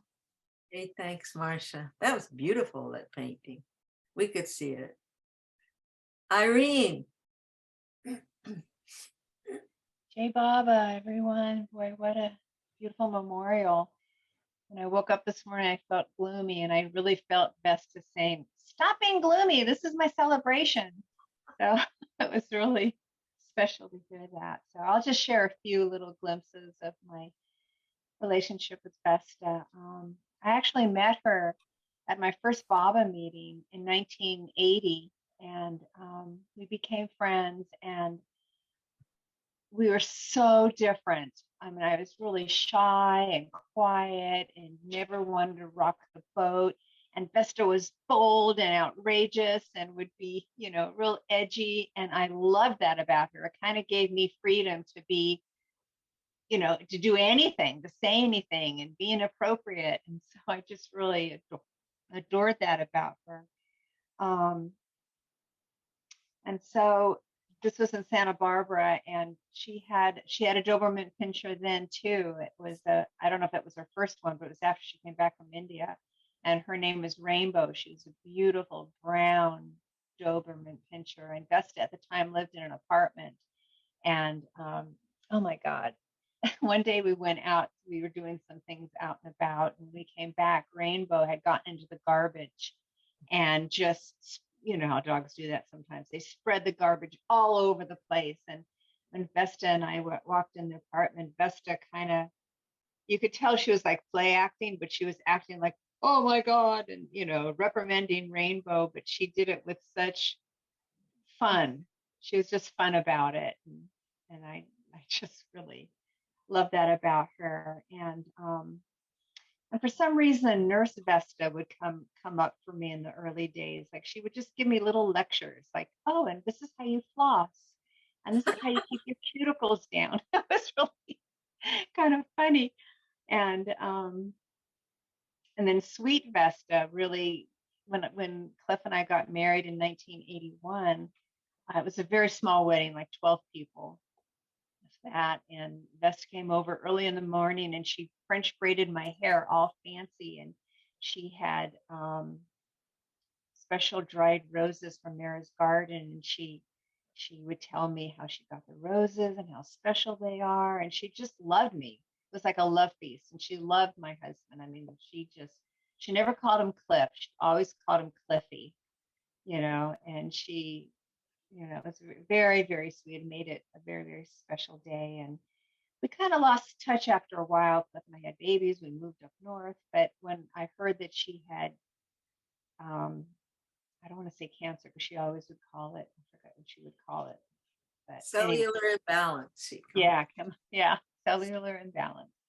So I called her and we reconnected. This was like in early 2022. And eventually I told her that I was also diagnosed with a serious illness. And so we shared like every day, like we would text back and forth.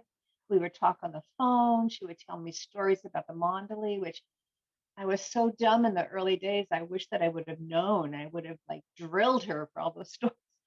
But we just shared, we were very close this last year. And she just like she said, she always had a sense of humor. You know, and the Nurse Vesta came up then, you know, she goes like, how'd your labs go? What about that procedure? And she was always, you know, she's going through so much, but she's, you know, asking me about this. And it was just so loving. It was really loving and fun. We just bantered back and forth. Our dogs would banter back and forth. Oh, Sojourner in Persia gives Shanti little wet noses. So cute. And I'll just share one little excerpt from one of the texts she sent me. We always would send pictures of Baba back and forth. And so she's referring to a Baba picture she sent. And she wrote in text, I love the smile and the twinkle in his eyes. I also love you. Thank you for being my Baba sister. Loving you today, J. Mayor Baba. So I just want to ditto that back to Vesta and thank her for being my Baba sister. I'll love her always. So, J. Baba. Oh, thank you, Irene. You guys were friends for a long time. Next is Cherry.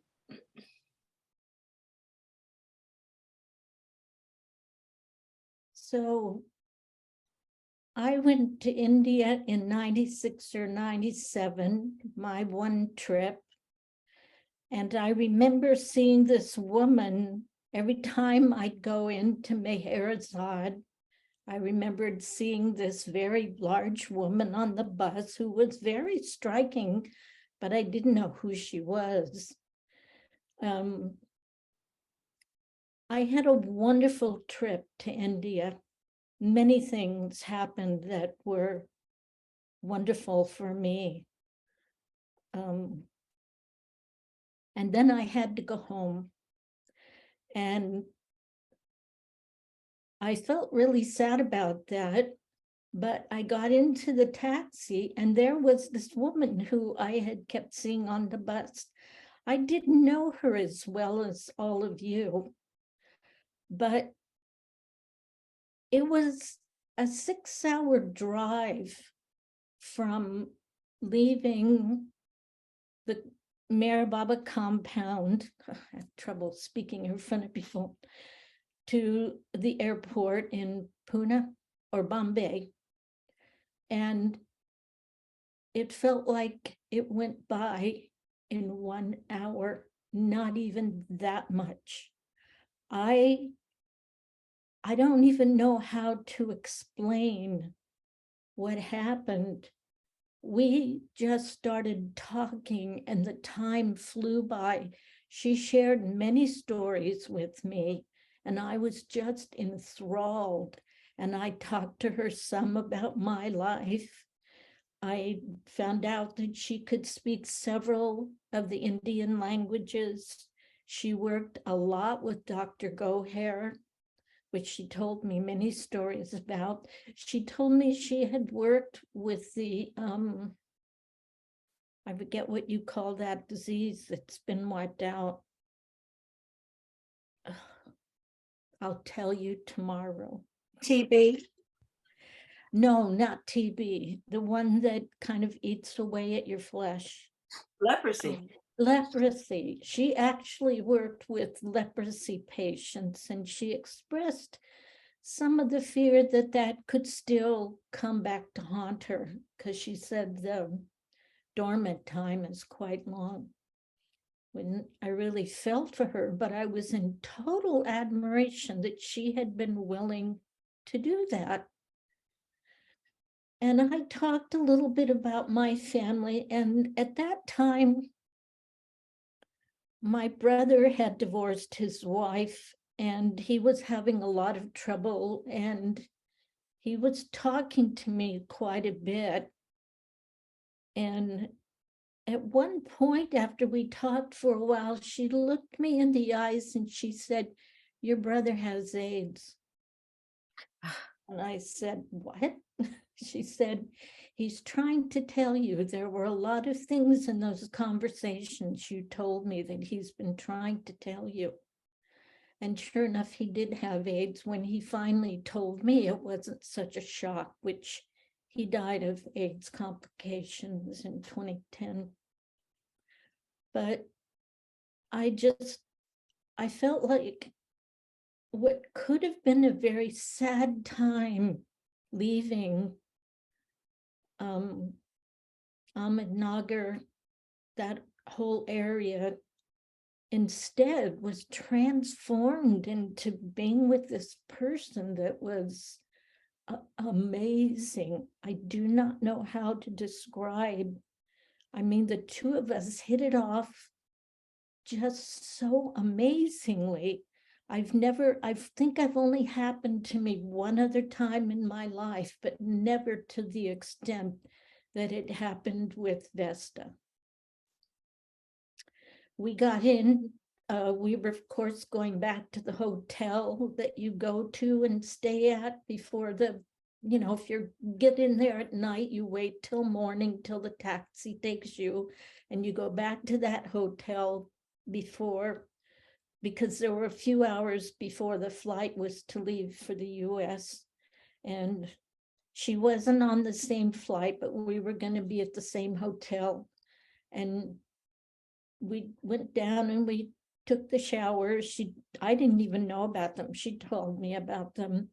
And then I said, "Do you want to go have some lunch or dinner?" And she didn't have any money. And I said, "I don't care, I'll pay, no problem." And she just looked at me and I said, "Come on, let's go."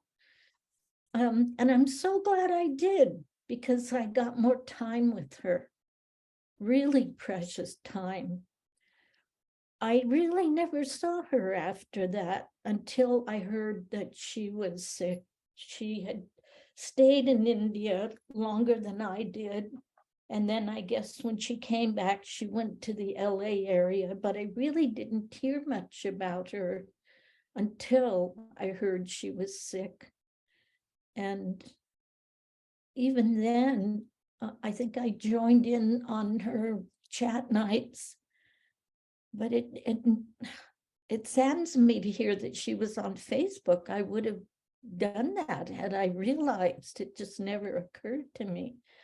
But my experience with Vesta is something I will always treasure.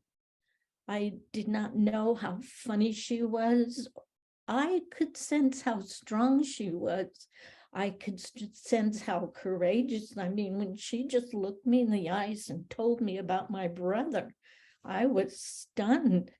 I just had no clue, none at all. But the way she said it, I knew it was true. I wasn't offended in any way. I just knew that it was true. So I just wanted to share that experience. Thank you, Vesta, for that wonderful ride home. I'll always remember it. Thank you. J. Baba Cherry. Gabriella. Hello. Can you guys hear me okay? Yeah. This has been an amazing memorial. I'm so glad I was able to be here and deeply touched through it all. I didn't know Vesta except for later on because of the Zoom and the chats, but immediately, and her stories, and I read a lot of the things she wrote, but I loved her immediately. And when, during this time when she was ill, I was very connected with her internally. Can you adjust your screen just a little bit? Your chin's cut off. You know what I'm saying? Is that easy? I'll try. Has that better? Yeah, now that's the top of his. Let's not waste time. I can't see myself. For No some problem. We can see you enough. We're good. We're good. Try that. How's that, Betty? Is that better? Yeah, that's good. Yeah. All right, sorry. Anyway, so that night that she died, I went to Baba. I had no idea, but I was in a terrific amount of physical pain. And I couldn't sleep at all up to like 3 in the morning. So I guess around 11, 12 at night. So I understand that was about the time she had just gone to Baba. I had been trying to see if I could still write poetry. And I said, okay, Baba, let's just see. I'm in pain. Let's just see what happens. And I got the tape recorder and I just spoke this poetry out. And later found out that Vesta had gone. So I write this to her and also to Theus. I'm glad he was mentioned again because he had just gone recently before that and I was close to him also. So I'd like to read that poem. I don't think I'm as close to Vesta as many of you, but I hear her saying, just speak your truth. You have something to say, speak it. So this is for you, Vesta. Maybe we'll meet again, I hope.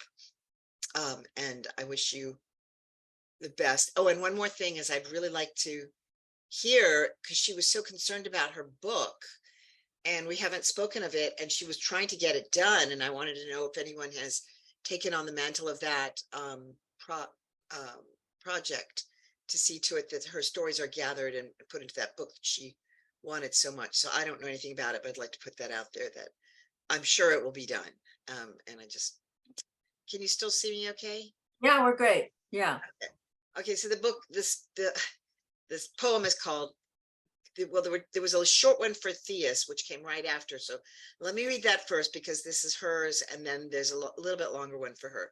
So this is for Theus, and he's jumping in here on this memorial. For Theus, your eyes looked heavenward always. Every photograph shows your blue, dreamy, particular eyes. They don't hold faith. They hold certainty of their redemption. They hold knowing, for you saw the spectrum of color as it melted into pure light in the freckle of your beloved's eye. You always held a secret. Even as your body blistered and broke, the bliss could barely be contained, and the light was an arrow to those who could see pointing a perfect direction for those who could fly. Jai Baba Theus. And then it was so many people were passing over at this time. So it's like, it was to Vesta and it's to so many others and it's to all of us. That's what I felt like this was giving me the strength to go on, hopefully for others.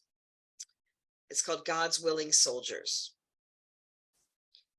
We take the dusty way, knowing the path with open air reeks of ugly laughter and apparent recent, modern, easy answers. Many fall as the dust chokes them. They cry with the name of God on their lips and are pulled by gentle arms into waiting clouds of tumbling mercy. So many have fallen in God's army lately that the window between the earthly realm and the heavenly has become sheer and shabby. The usual angelic force separating the worlds have laid down their shields, and if you try, you can easily see through into the sweet faces of the fallen. Perhaps the sweetest ones go first. Perhaps the beloved needs their comforting too. After all, it is the end of the Kali Yuga, and while he has named it and predicted this time, even he groans at the cruelty that he must watch and endure as others turn away. Darling Baba, your soldiers are tattered and wan. They have only each other. Still they smile as their partners, their friends, and their truest relations become ill and worsen. I have never seen such courage as in the eyes of my companions. The very air can wear you down at the end of the Kali Yuga. And the dust, oh, the dust, the dryness causes the earth to crack. The dryness bakes our souls into a deep knowing that what we see, hear, and touch in this world cannot be real. This is the gift our little band gleans, going forward, speaking often to the ones who have left us, knowing we will meet them soon. Jai Baba. Thank you, Vesta. Oh, thank you, Gabriella. That was wonderful. And I wanted to tell you that I'm going to be finishing her book for her. I'm going to put everything that she's been doing and a few surprises in that book too. I found a journal of hers of when she was in India, some drawings that she did when she was living there, poems that she wrote. It's gorgeous. Thank you. I also have Jaco here. He wants to say something. So I just wanted to add something that was reminded of one of the persons speaking before about an incident that happened when we were on our way home from India. Vesta never traveled light, and we had quite a lot of baggage. We were going through customs, and the customs, they had tagged us to go look through all of our luggage. And we weren't really particularly happy about that. She didn't want to have to answer a lot of questions and all that. So this customs officer was opening the bags and kind of rummaging through them. And while he was doing that, Vesta said, just a passing remark, oh yes, well, we were in India and I'm a nurse and I was working with a lot of lepers there. And as soon as he mentioned that word, I saw his hands gently kind of rise out of our luggage. And he kind of closed the bag and said, you can go. All right. So I mean that woman had such a presence of mind. It was just beautiful. Anyhow, that's what I wanted to share. Thank you.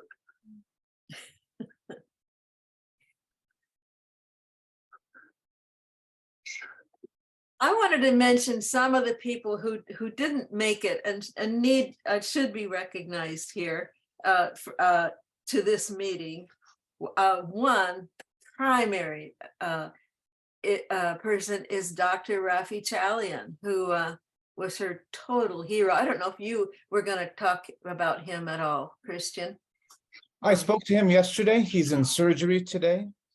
And he wrote to me, he said, Aunt Vesta was one of his favorite patients. I mean, we would sit in his office for an hour and a half, and it should have only been 20 minutes.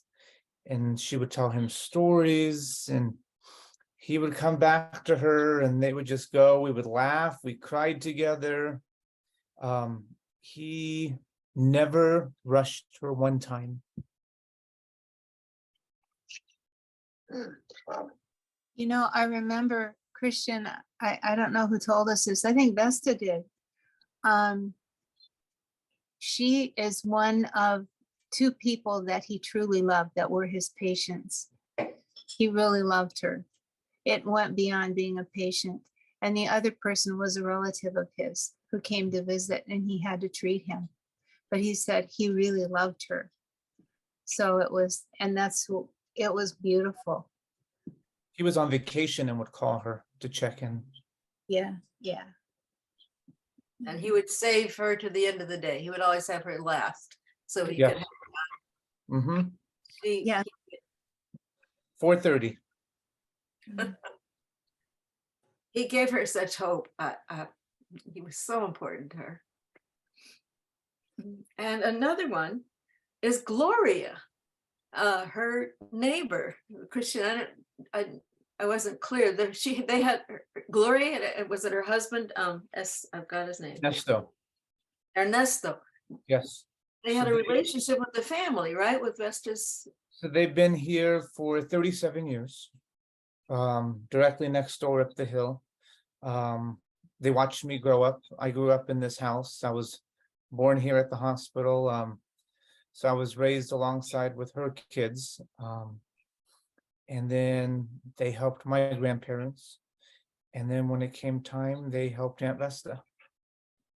Yeah. A little story about Ernesto is early on when she went to the hospital, one of the first times, she was yelling because of the pain and crying. And he came running down, and he's older than she is, a little gentleman. And the pain that she was in, he just broke down crying, covered his face, leaned up against the car, and just started praying.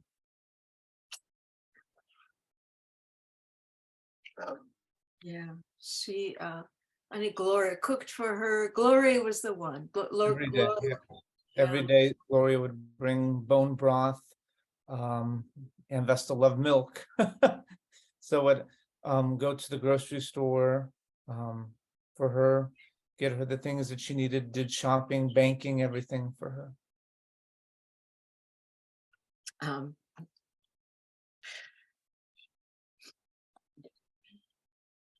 I got this sweet note. You must have helped and sent it. This is they must have found this card in Vesta's things, and my husband passed away right around this same time, so she sent me this sweet note that I just treasure. A funny story about Gloria. She told me a few days ago that Aunt Vesta would sit in the backyard, and it would overlook Forest Lawn and the hillside, and nobody could see her except Gloria when she would look down off the balcony and carport. And Aunt Vesta would sit there naked with the hose and bathe in the middle of the property with the hose and be there with the two dogs, and then she would just dry off in the sun. And she was saying she misses it but doesn't miss it.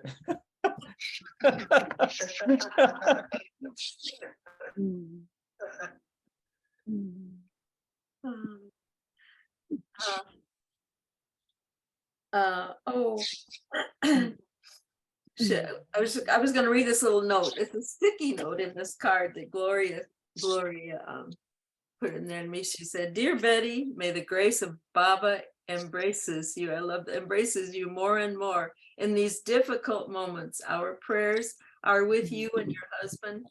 And she signs it Gloria and Ernesto. So touched by that. I wanted to have another bird to share because it's the loon, and the loon has a great laugh, which Vesta had, but we will miss her. And this is Beautiful. that's the longing of the loon. You know, she was just special.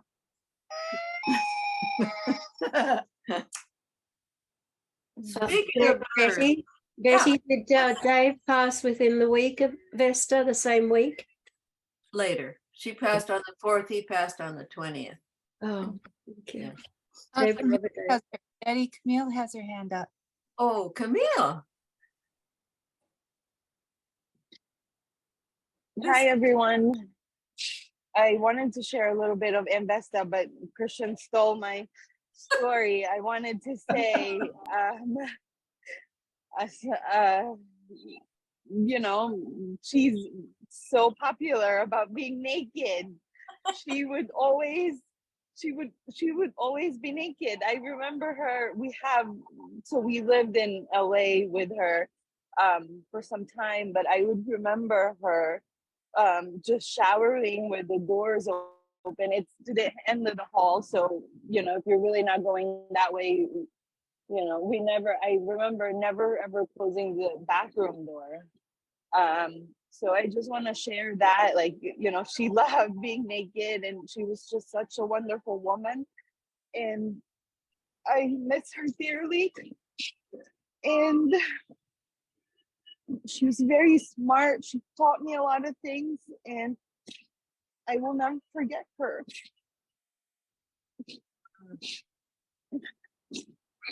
I had a lot more to say, but now I don't remember it.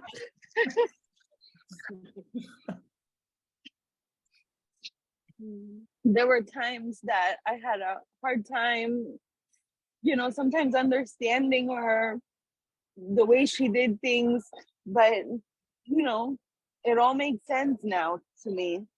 Hopefully she's happy and not in pain. It was very hard to see her struggling, and seeing her that way, you know, I was very sad the day that I got to LA. It was late, and it was like around 1:30 in the afternoon, and I guess during that morning she was still cohesive, and Krisha was making jokes, and when I got there she was really not responding much, so I was kind of upset that I didn't get to see her, you know, still talking and stuff. But we both loved our treats. She loved ice cream as much as I did, and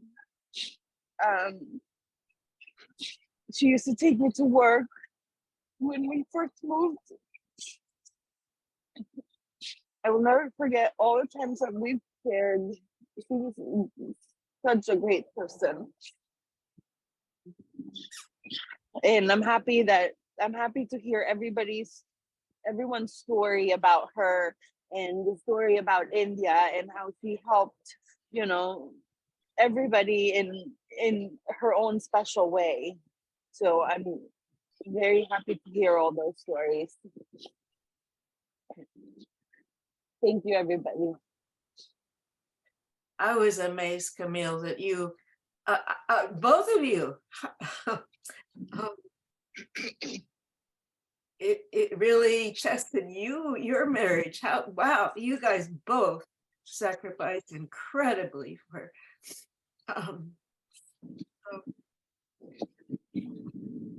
I like how Rosalie said we have an internal friend. It feels that way to me too.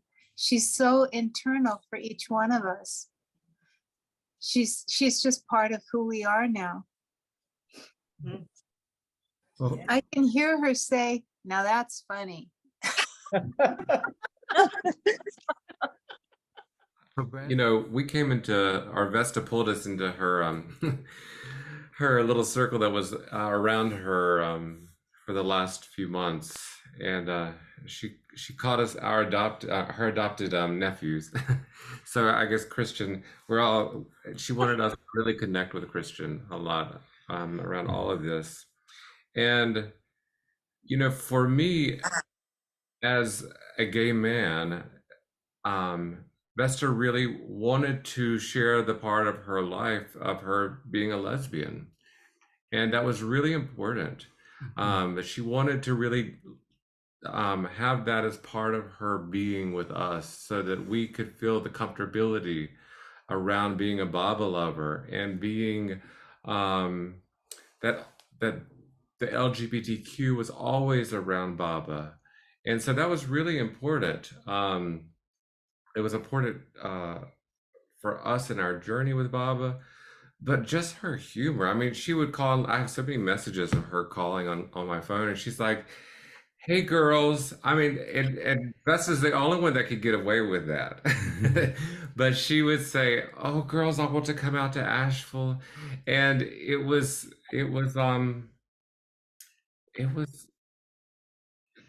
the way she had of entering in the heart was, Baba talks about us being natural. That's like she was the example of naturalness. That was the way to enter into the heart of love. And one of the few other things that she really stressed to us in our talking and our laughing and our sharing her pain, because she was very explicit with what she sent us around her pain, and so that we could hold a space with her in that. She said, we are all equal distance to Baba, and I want you to remember that we are all equal distance, including the Mandali. We are all equal distant. And then the other thing she expressed was, anything that you hear from anyone, you take it into your Baba, and your Baba will tell you how to respond and how to be. But you take everything from anyone else into your Baba and let that be what guides you. And those were important to hear. Just a reaffirmation of how to be with Baba, since we didn't get to meet the Mandali. But she really she just pulled us in. She did. Those pieces around how to be with pain, how to really go to Baba within our hearts as the ultimate authority in following him. And her care, she really wanted us she would go down the list of all the LGBTQ people who had been close with Baba over the years, and making sure we knew who they were, and saying, if anyone ever says that there's any trouble with anyone coming close into the nearness with Baba, remember me, and remember how close Baba brought me to his beloved, that I was brought that close in to tend to her and to make her laugh and to give her joy as an LGBTQ person, that we are equidistant. We are all equidistant with our beloved. And no one can ever come between us and our beloved, because our beloved is here, ultimately. And Vesta cared over and over. She would say these things because it was so important to her that she light that spark in our own hearts. And we are beyond grateful for the nearness that we feel with our beloved because of her nearness and her love for him. And I have her singing Maria. Oh yeah, we have her singing Maria. I mean, she would from West Side Story. The craziest messages I have. So. Yeah. So, but thank you, Vesta. Thank you, Jai Vesta. Baba. Jai Baba. Thank you, guys. We have a couple more, and I have a little more to say. Ralph, go ahead. You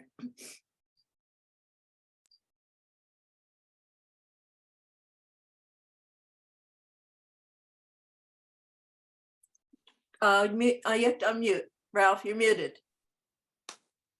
I had considerable time with Vesta, but it wasn't like we spent time together, like she and Jaco working together, being in the same place at Marizod for days, day in, day out, though Vesta frequently stayed at Marizot at night. And sometimes, though, she'd go back to Pop's. And in those days, we were all bicycling. And like Vesta and Lindsay, we worked in the clinic, generally together. And I would do bandaging, give injections, go hair, and Vesta would see the patients. Initially, earlier on, before Vesta came on the scene, it would just be Go Hair and I. And Go Hair did the work that she and Vesta came to do together. Hindu was the receptionist and receiver of the patients and had their records and gave them an identity number. And they had a system and books that they kept and records. And then they would come and Go Hair would talk to them and ask questions. Sometimes she would chastise the patients. And it wasn't any different. Probably that was 1971. And then in 72, 73, whenever it was, Vesta was there. And it was the same scene. And so they would say, well, okay.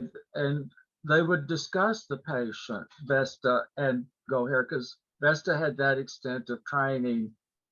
And then they'd say, okay, Ralph, this one gets a B complex or some iron or B12 or B6, or they'd have a nasty wound that needed cleaning and bandaging.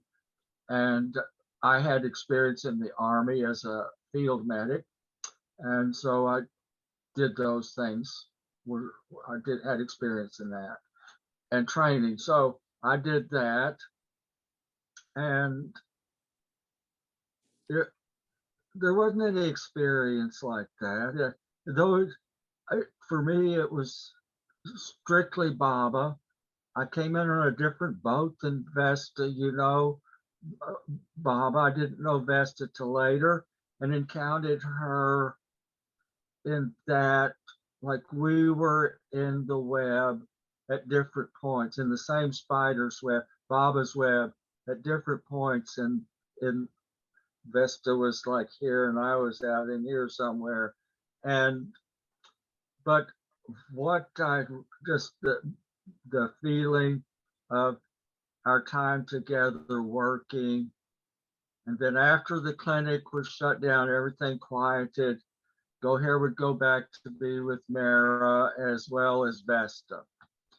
And I generally would read and study. I'd read the Merck manual and go over things that I had questions about patients, whatever questions were instigated. I would try to acquaint myself with it in a better manner, and then sit with Hindu. Well, frequently Vesta would come over on our side, and sometimes there were pilgrims, sometimes not, and could be very quiet. And I would generally sit with Hindu, would read the paper. Sometimes he'd let me read the paper to him, or Reader's Digest story. And Hindu would tell me about his, oftentimes,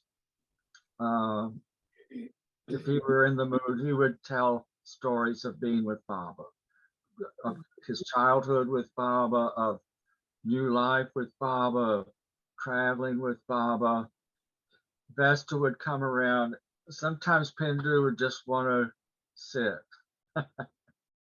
Vesta would come by and she'd see us sitting there quiet, like perhaps looking bored, and kind of look at the Hindu and rub his head, and she'd say, "Don't forget to breathe, big boy."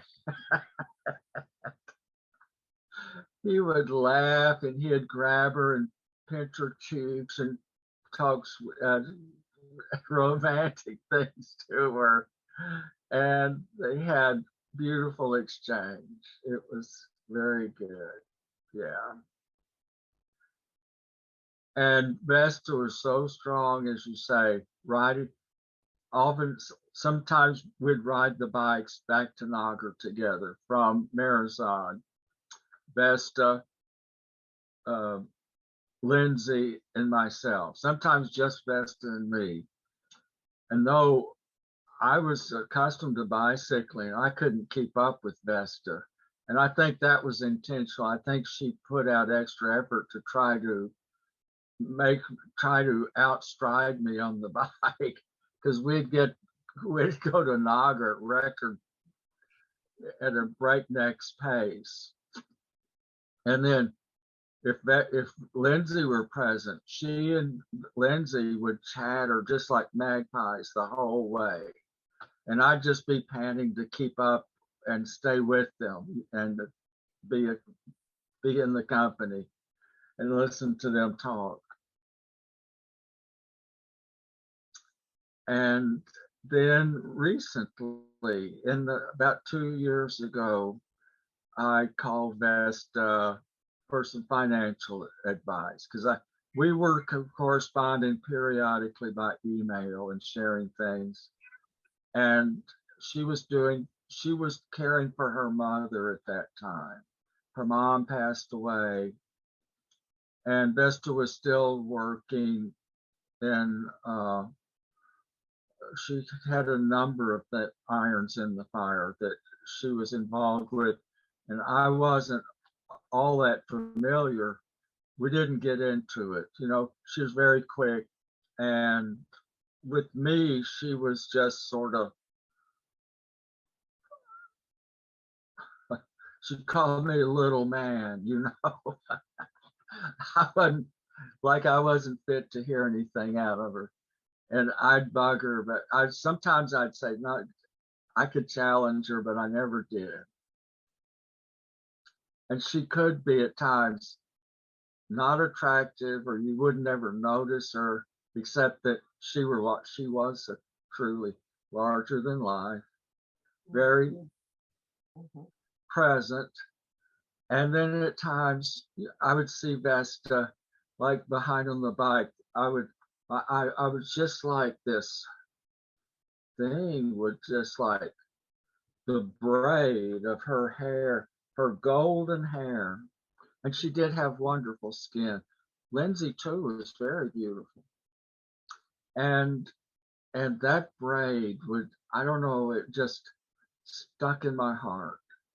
And Vesta, when I get that feeling, all of a sudden Vesta would turn and just glare at me. Her eyes would be like cold, black coals with fire lurking behind them. Give me a dirty look. And I thought, Jesus, I thought I was just having the purest feeling of admiration for the beauty of Vesta. And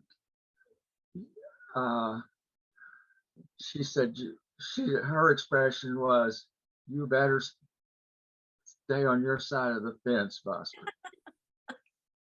Well, she and Jaco were engaged to marry. They were having their relationship was in progress. Yeah. So Vesta didn't tell me of her illness when it occurred. So I was eager to hear all this has been shared today. And it has really been monumental for me to catch up and hear more details and learn more about the childhood of a person who has always inwardly been really significant to me. Thank you, Bob. Thanks, Ralph. Yeah, you're one of the old timers. Thank you, Ralph. Let's see, we have Well, I was gonna say, I'm gonna just butt in, basically. Because there are a couple of important. Helen Hill came in at the very end. Didn't know Vesta had much, certainly didn't have history with Vesta, but they made a connection. Helen went and stayed with Vesta at the very end when a lot of us were just wringing our hands at the thought that she was alone and really in need of care. And Gloria was just worn out. Helen came and stayed with Vesta for a week. And she had some really difficult duty because Vesta was, she needed to go back. She needed to be cared for in the hospital again. She did not want to go. And Helen had the tough job of saying this has to happen. So God love her. She spent she had some good times with Vesta, but wow, she really did. She was a soldier. She did get Helen back in. Vesta back into where she needed to be in the care of, in a facility because it was just too difficult. And Helen went off to India with her son, and I just heard that I tried to get a hold of her. She's got sick. She's back, but she's sick, so she wasn't able to be here. I also wanted to tell you about this wonderful nurse. Vesta made so many connections in the hospital, right? Everywhere she went. It seems like she was Baba's right till the end and spread Baba's love right till the end. She talked about Baba in the hospital. She connected with this beautiful nurse, an indigenous person from South America, I believe, who asked her if she could pray and sing over her. And she said, of course. And so this lady would stay after her shift and come back and did a ceremony over Vesta. And another thing about Vesta's animals, this Camille and Christian have just they're the new folks for these animals. It's now Sojourner because Persia Rose had to leave right at the end, had to go to Baba. And I believe it's Ghani and Goher, the two birds. And I remember when Camille and Christian burst into that. She was online on Baba Zoo, and they came in the door straight from Las Vegas. They had the animals with them. They had the birds, and the reunion with that beautiful big parrot and Vesta was.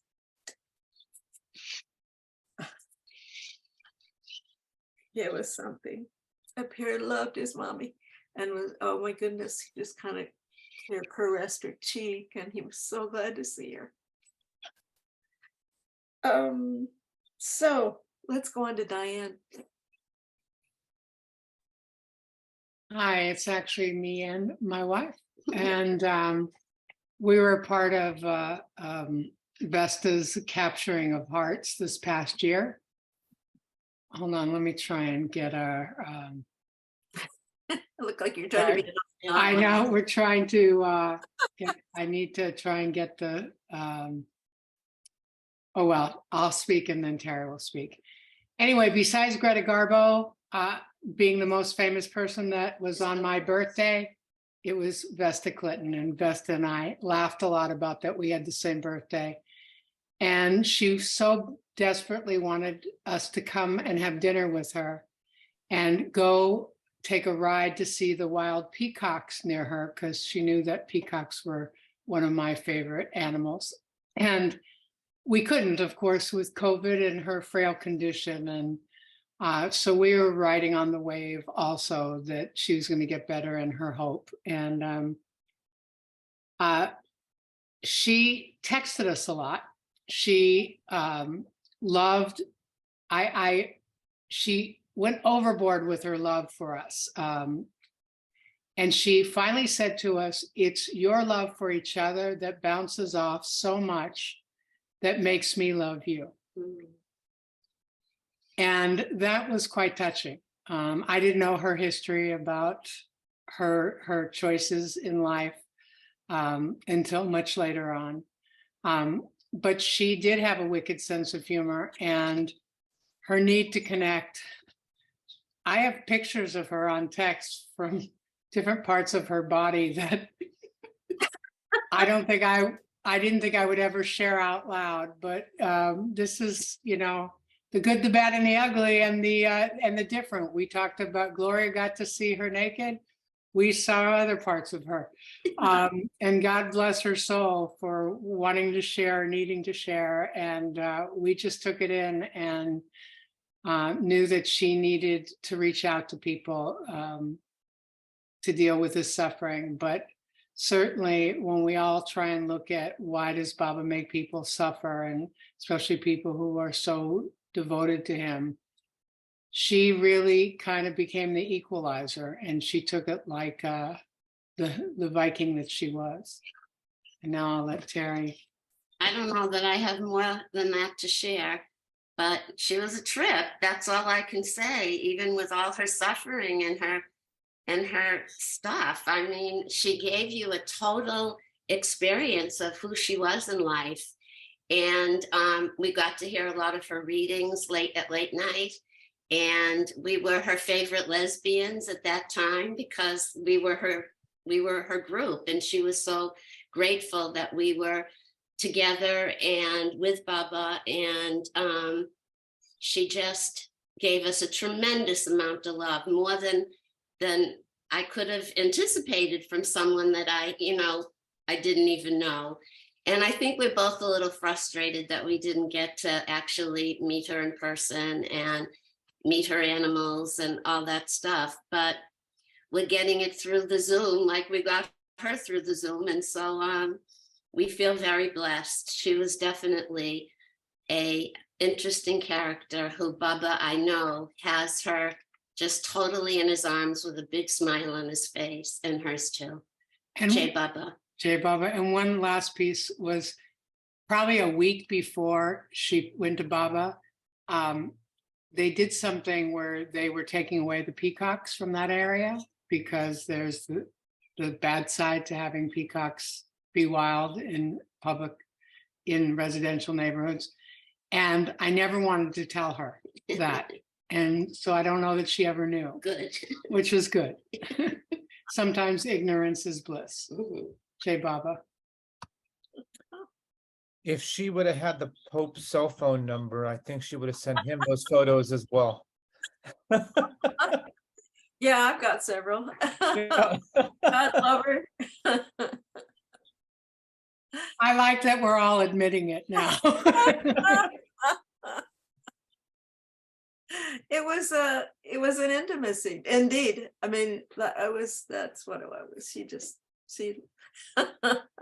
We were good friends. Ellen. It's Wait, one last thing, Yeah, sorry. unmute me. Oh, yeah.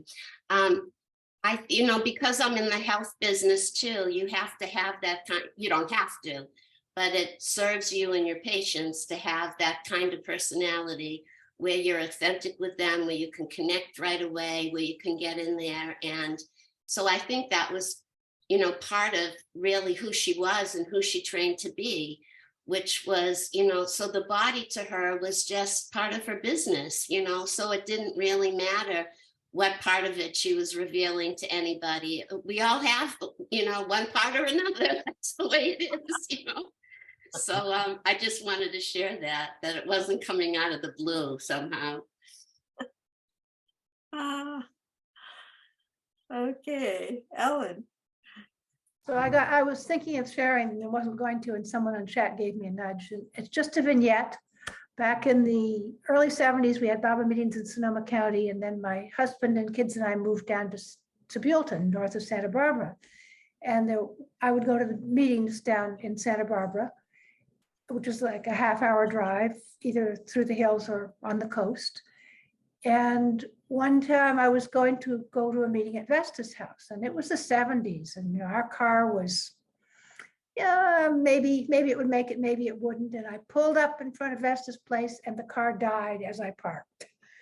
So I go to the door and it's open. I knock, nobody answers. It's open. I go in and there's nobody there. So I call somebody else who was in charge of the Baba meetings, and Vesta's there, and she says, "Oh, the meeting was canceled, but you know, just your car's broken. Stay the night, you know. Oh, and I've got some great Baba music." Now, my husband at that time was very jealous of Baba, of my relationship with Baba. So I had no Baba music in the house. So I spent that whole evening listening to every Baba song that I could, just in complete bliss. And it was such a gift, such an incredible gift. I would always was going to the LA meetings and all, but it was my Baba time was rationed. So I just wanted to say that it seems to me that Vesta was so immersed in Baba's love that wherever she went, she was shedding gifts from Baba. Nothing, even when it was not, I mean, nothing, she just was saying, "Well, stay in my house, listen to my music." This complete freedom and abandon, and shedding great gifts of Baba's love. So that's and I reconnected during the Zooms. Lost all contact in between, but reconnected during the Zooms. So Jai Baba, thank you, Vesta.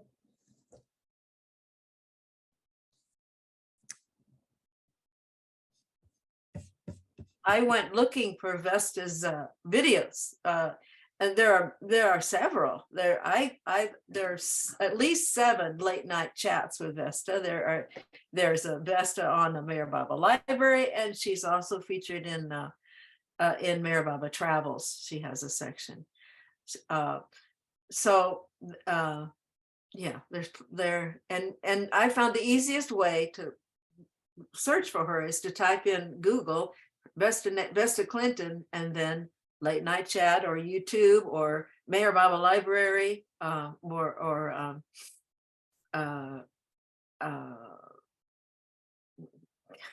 blanking, but the point is to do her name first. Oh, Mayor Baba Travels. I find that one so hard to search, but if you put her name, Vesta Clinton, and then Mayor Baba Travels, it comes right up. Paula. That would have to be the other way around. Mayor Baba Travels / Vesta Clinton, and it comes straight up. Oh, I just put her name in first, and then I didn't put any slash or anything, but obviously she's there and you can find her. Yeah.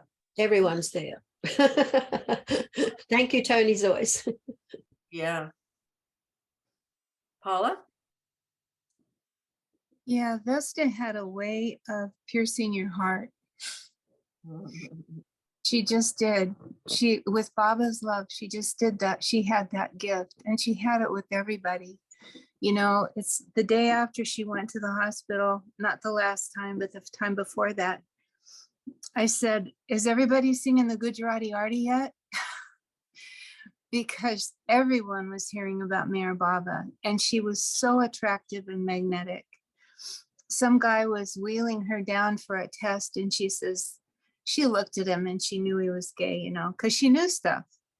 And she looked at him and she says, "You know, RuPaul wouldn't like your shirt." And he just looked at her and he said, "How did you know?" So then all the LGBTQ people were coming to see her and spend time with her. And people would come, and they would come early because they wanted a shift so that they could take care of her and be in her company. And they all heard about Baba. But one thing I just wanted to say that she did a lot for me. She taught me a lot. I mean, I think about little things, and she just taught me a lot. But one of them was, she said to me, this was just really important to me, because she said to me, it's so simple, but she said, "Your love matters." I don't think anybody